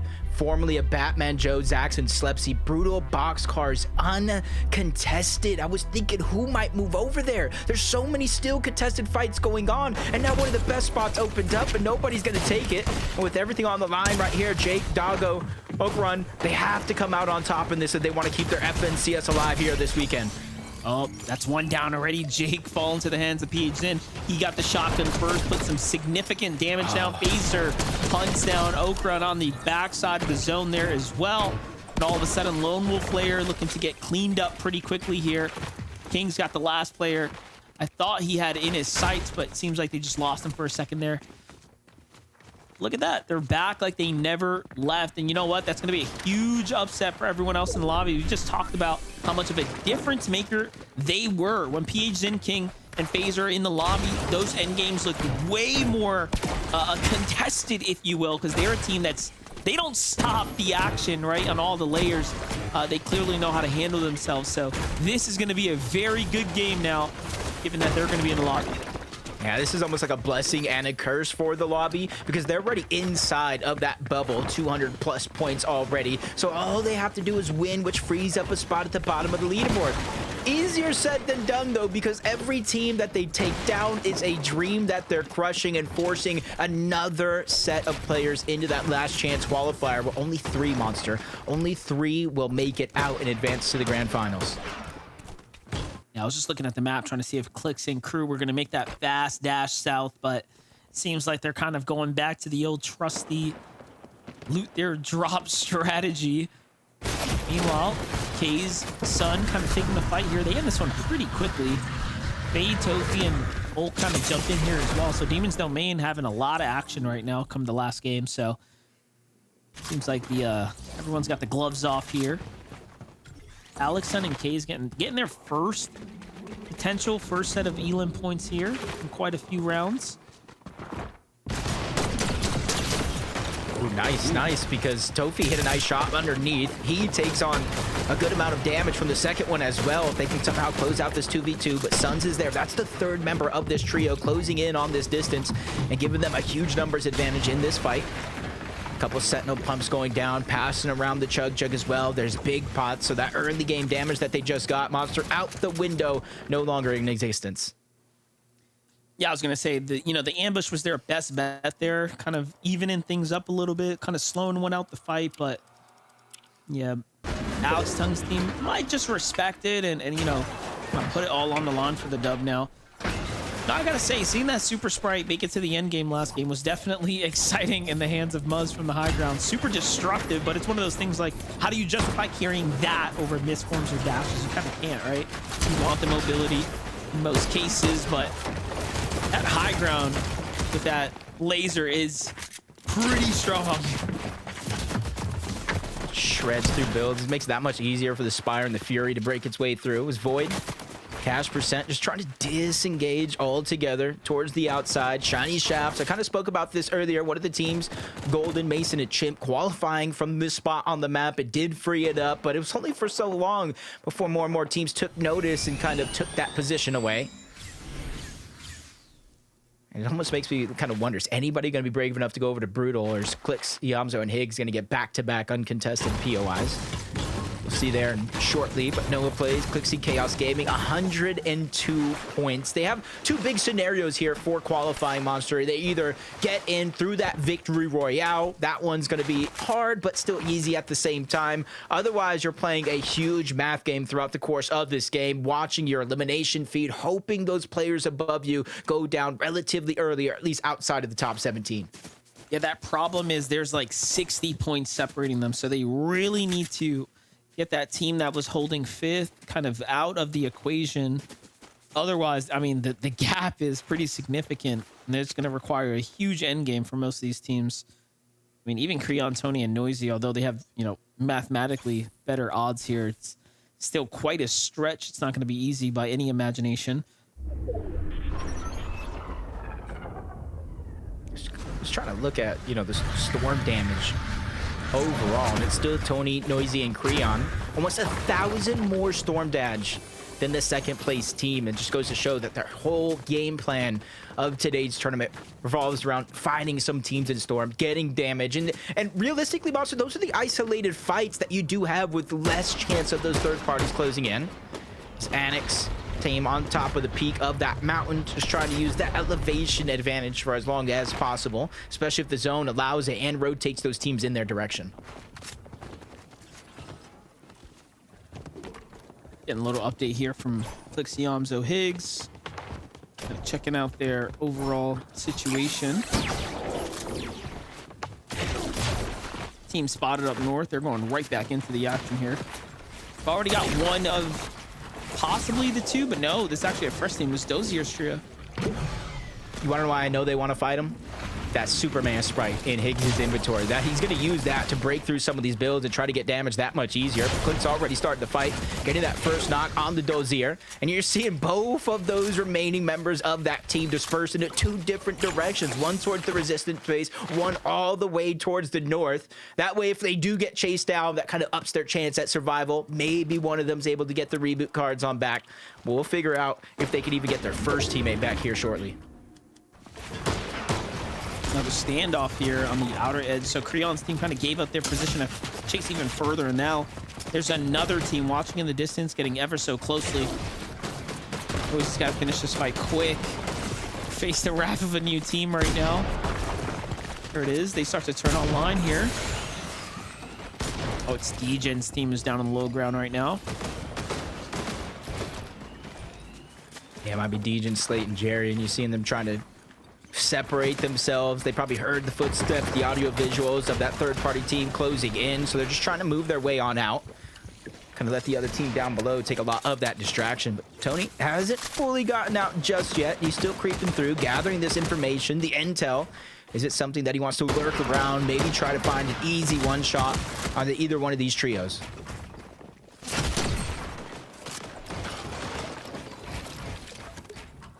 Nice little tag right there.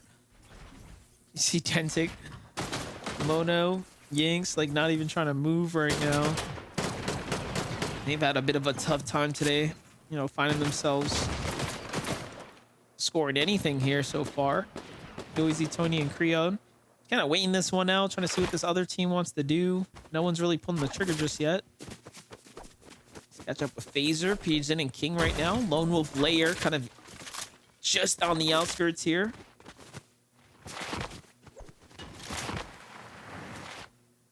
Just wondering, is that the same solo from the beginning? Chances are it is. And then, what are the odds he has both of those reboot cards in his inventory, having to wait there for as long as he had up until this point? As it does look like King, Phaser, Pigeon rotating over towards Brutal Boxcars. That Spire is up for them to try to get not only XP, but the amount of loot that you're able to get before they continue to rotate towards the south, because that's exactly where the zone is pulling yet again. Yeah, gotta get moving here. But they're playing the outsides. They're looking for teams so they can get some damage right on these outskirts here. Who's those late movers? Ash, Bryce, and Skittles. This is that third overall positioned trio in the lobby who's played so exceptionally well today so far. Just keeping us in the running.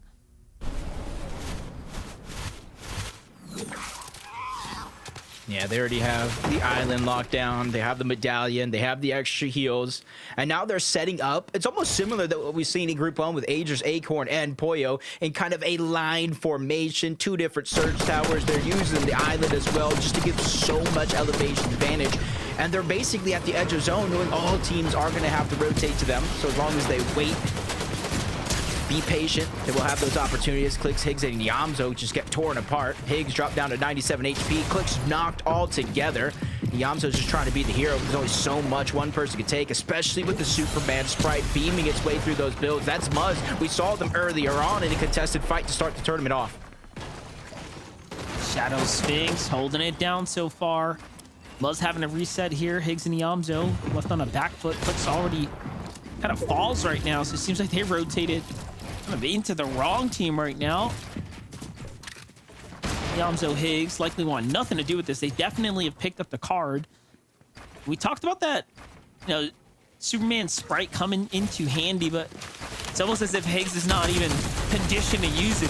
There it is. Now starting to think about it, but no, this is actually Muzz's trio who's, you know, clearly comfortable with utilizing it. Muzz seems to be a favorite of the lasers.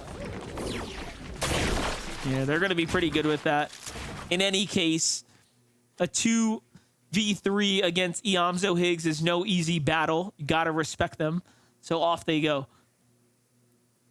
Yeah, that's kind of the mind games, because even with that elimination, you see them move up to like 105 points, kind of slowly making their way up the top of the leaderboard, but they have to essentially be close to perfect in order to get the qualification spot here through the group stages. A couple mishaps in games 1 and 2 kind of put their backs up against the wall, really forced to perform here in the last and final game of the day. Donnie, Joji, Seek, close to some historic or honestly entertaining clutches here today, but with or without those 205 points, all but got their spot secured as well. And we talk about a few of these teams, you know, Clicks' team, this team here, if they win the game, that opens up a spot at the bottom, kind of alleviating some of the stresses of some of these others. Yeah, gots to look at the zone right here. This is the first we've seen it pull this far south. Oh, and it's going to continue to do that. Okay, so we're getting some serious elevation in this end game. This is going to be a wild one for sure. I expect not many to survive the highs and lows that are going to come here. You know, it makes you wonder, like, the more difficult terrain to play probably just favors people that have been here before, right? Those seasoned trios even more, because there's so much learnings that you take from those more difficult end games. But let's catch up with Yamzo, Higgs, and Click. So they got the reboot card like we talked about, went right back into the Outlaw Oasis. Get the pickup here, kind of put them right back in the game. That stat just made me laugh. They lead the lobby in elims, damage, builds, this, that, 12 other categories. What can they not do other than win a game? But they can prove us wrong here in the game 5, because all those stats for them is all about proving a point, making a statement here today. And I think teams have been sleeping on them the past couple days as possible FNCS champions, and that finals grows closer and closer. Yeah, most definitely.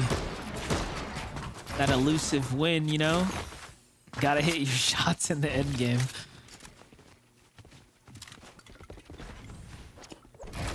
Okay. They have that mountaintop, that peak that we saw them kind of make their way to, but one team is slowly but surely trying to sneak their way up that mountain. But it's only a duo for now. You see Mystic is separated, a little bit of distance between them and their counterpart, and he's actually going the other way up the mountain as well. I'm not sure if that trio up above is taking notice, but this might be an opportunity for them to kind of surprise attack. Only 12 points. This could be a little risky, but depending on where they're at in Storm Surge and overall loot, it might be a must.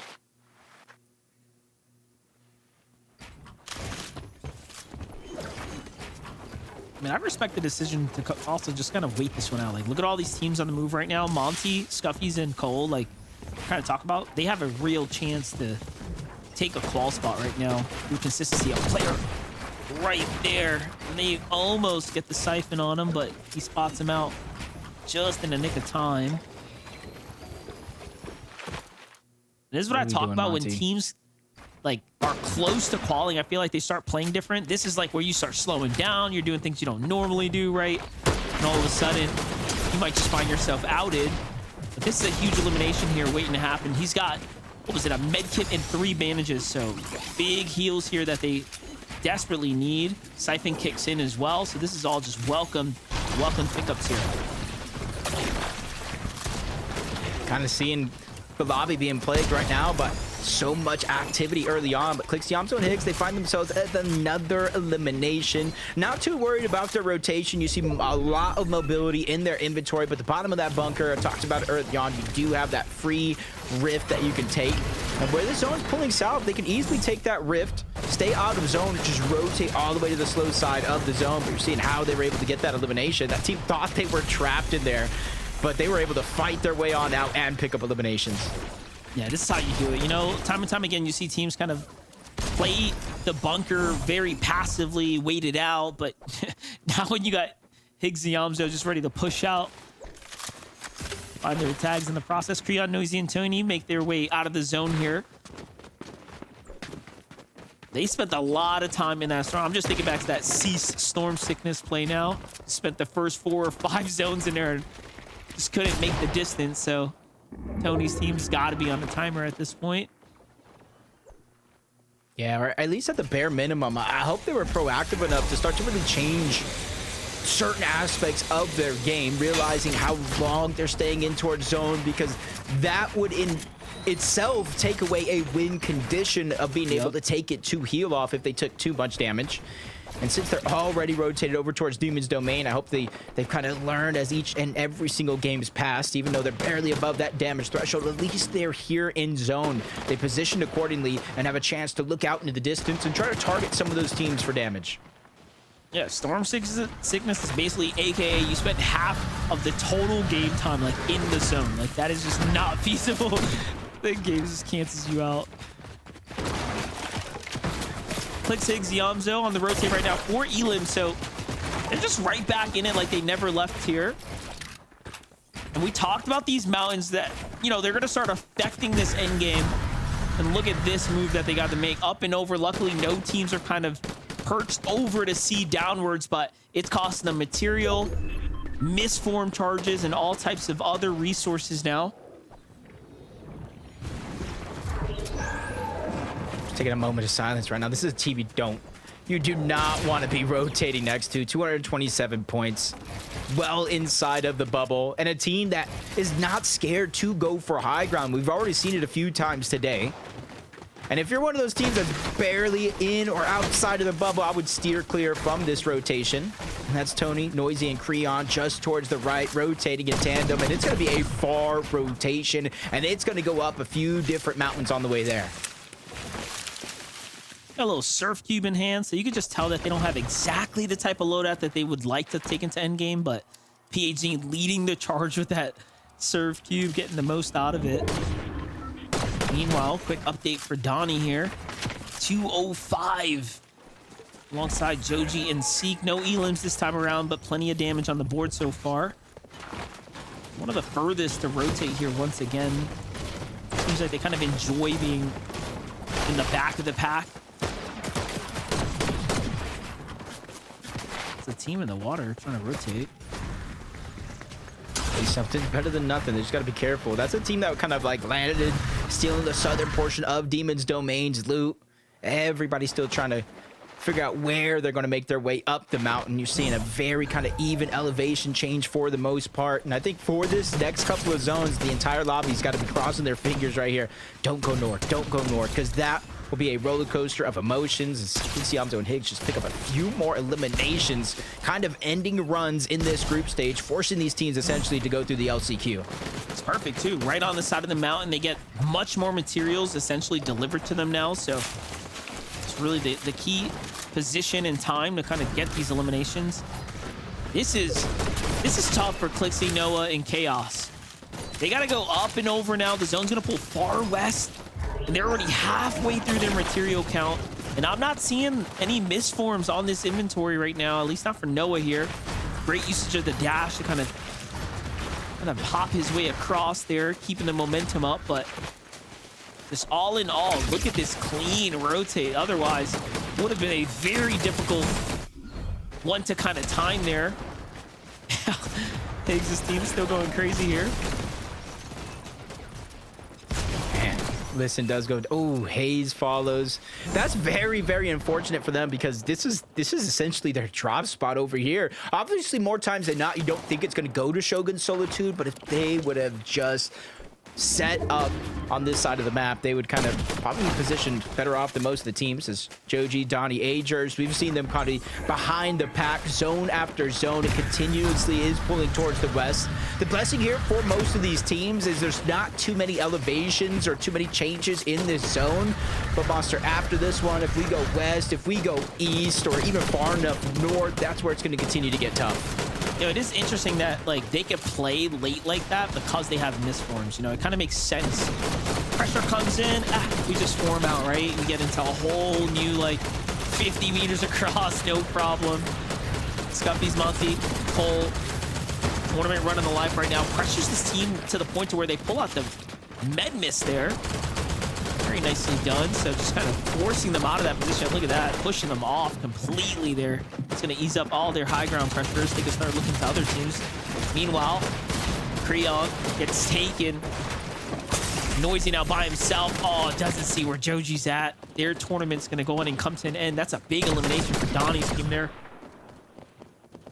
They're literally stuck, hoping and praying. Everybody below them on the leaderboard goes down, and then everybody above them, any team above them for that matter, somehow wins, because that'll free up the spot on the leaderboard.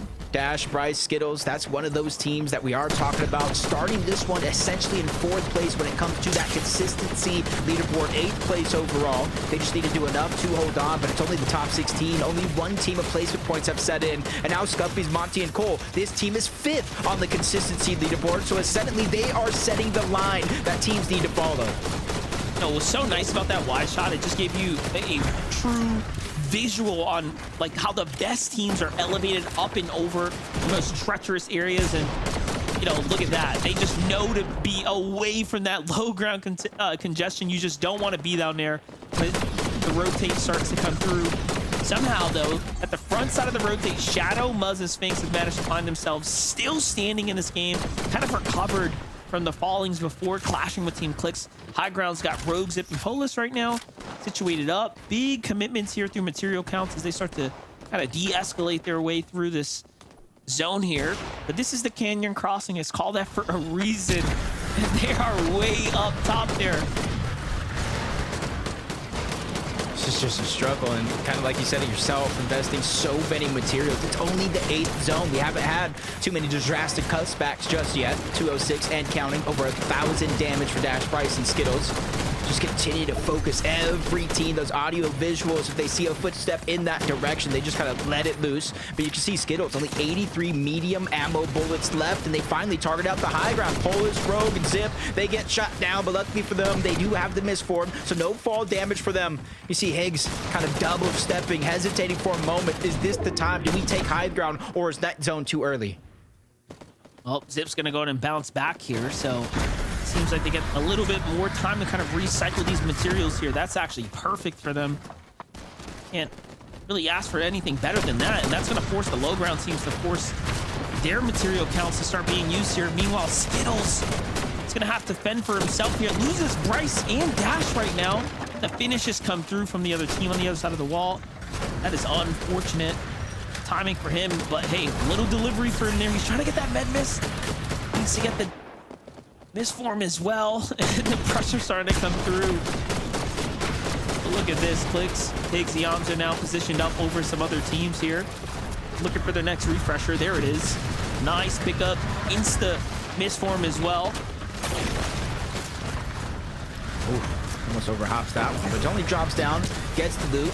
You see immediately dropping down those builds for Yamzo as Donnie, Seek, they're kind of stuck as a duo. He reached the other side of the zone, but as soon as he does, it forces a cutback on the other side. One more mischarge that he's going to have to use, but Seek separated from his team. They're essentially playing this one as two separate solos, waiting for that moment. They can't reunite box to box, but Pixie Yamzo and Higgs, that's Muzz, that's Shadow on the other side. They do not have any spots secured. They have to go ahead and get some more points. Top 14, barely any placement so far in this game. Look at that. Higgs, Yamzo, Clicks land on another team looking to med miss at the front side. And it's PH, Zen, Phaser, King, Monty's team in there as well. Let's not forget Monty and them needed just a couple more points. Well, they're going to have to clutch this one out. Here, Skittles, Bryce, Dash now 215 points. So it's all about consistency for these guys down at the bottom here. They need these points. They need to maintain just enough consistency here. And who's gonna win? Still got King playing the backside of zone. If Crash Trio doesn't pay attention, they'll be straight ambush from behind. Even Cole was able to find a couple more eliminations. Cause just there on the other side. You're seeing Skittles hesitate for good reason. Zone's cutting on over. He doesn't want to end up in a fight at the backside of the zone overall. Zip still on ultimate high ground. He is in the clouds waiting for his team to give him the A-OK. Skittles going up, sees how far away high ground actually is, and with no builds to get up there. At the last miss forward charge used, it's almost all or nothing here for Skittles as he's bouncing around. He still does have that medallion, shouting a little bit of his location. Yeah, but it's just trying to stay, you know, out of sight, out of mind, basically, as he hops around here. And that is the game plan at the moment. Just keep moving, no builds. Finds himself a little position. No, it's Cole's trio. There it is. So I was wondering how many of them were still alive. There's still two left on that team trying to clutch this one out. Muzz just crushed from the side there by the hands of Higgs now. Shadow goes and picks him up. Higgs tries to play a side angle, breaks into the ball, dashes behind, just past Clicks, and Yamzo cleans things up there. Meanwhile, Donnie and Seek listening to it all go down. Yamzo finally falls now. It was just a matter of time there. And look at the siphon start to add up here. This is a super intense endgame right now. Surely they've gotten enough points. It's going to come down to the win, though, for these other teams that want to go straight to finals. This is all or nothing for Polis.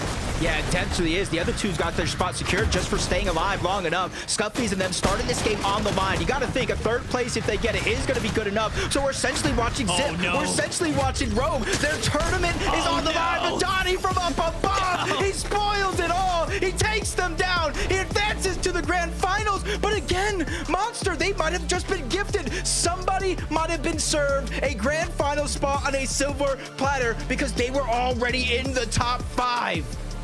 Donnie does it again. He most definitely has manipulated fate. They had a lot of points. They were qualified to finals, whether they won that game or not. The fact that they win means they open up a position, but they pull that other spot away from Polis's trio, whom, by the way, surely did not have enough. Jacob, you couldn't have wrote a better end game for someone here who's gonna get the 5th overall most consistent spot. Normally, I say I'm good at math, Monster. Normally, I say I'm probably one of the best. I carry the 1, I multiply the 2, but this one was so close, and it got even closer by the fact that they won, which opened up a spot at the bottom. Donnie went up, he went over, just spoiled and squandered any chance that Zip had to continue that high ground and run away for the heal off end. But congratulations, Seek, Joji, and Donnie yet again. Honestly, Monster, at this point, with how well they've been playing, I'm not sure it would have been a finals without him. Yeah, listen, we need to see this team up there. They played very well, and it just shows you that competitors are gonna compete. They want that win whether they know they're taking it or not. What a fun game from us and them there. Well, listen, Group 2's wraps from Monster, Jacob here. We're calling it. We're going to shoot it on over to Zeke. Bring us on home. Thank you so much, MDF and Jacob. Great games today. And the next time we'll be seeing them is tomorrow for group number 3 as well. Donnie, Joji, Seek get themselves the victory royale. We saw Donnie come close a couple times, right? They kind of had those top 5 moments time and time again, but finally they lock up the victory royale. They go ahead and say, Zeke, we'll be seeing you in the grand finals. Yeah, to get 2 second places during the group stages. You know, I know everyone says that the group stages aren't like real set lobbies, but that's still pretty impressive. And then to round things off with a victory royale, that's what I love to see. Big shout outs, of course, to this trio right here. And honestly, Donnie, Joji, Seek, like we said earlier, that this is a trio, all of them individually. We have heard these names time and time again. And this might finally be the trio where we see them kind of climb up the leaderboard and break into our top 10, top 5. And obviously that's where they want to be, Vivid, because that's where the Global Championships tickets are. Yeah, I mean, obviously today is all about, you know, the victory royales, and then we got the consistency leaderboard. Of course, you're going to find yourself on that consistency leaderboard if you are finding consistent. And what's more consistent than feeling like it's like deja vu? Every single one of these end games has Donnie alive trying to clutch it up in some sort of 1v2, 1v3, 1v something. It just felt like it was on repeat today. And what better way to kind of end the day out with him finally kind of making it happen right there. And yeah, like Jacob mentioned right there, somebody might have been gifted a grand finals appearance on a silver platter, depending on how that leaderboard shakes up. We'll get there in a second. First, let's relive those victory royales, right? Who got them on the day?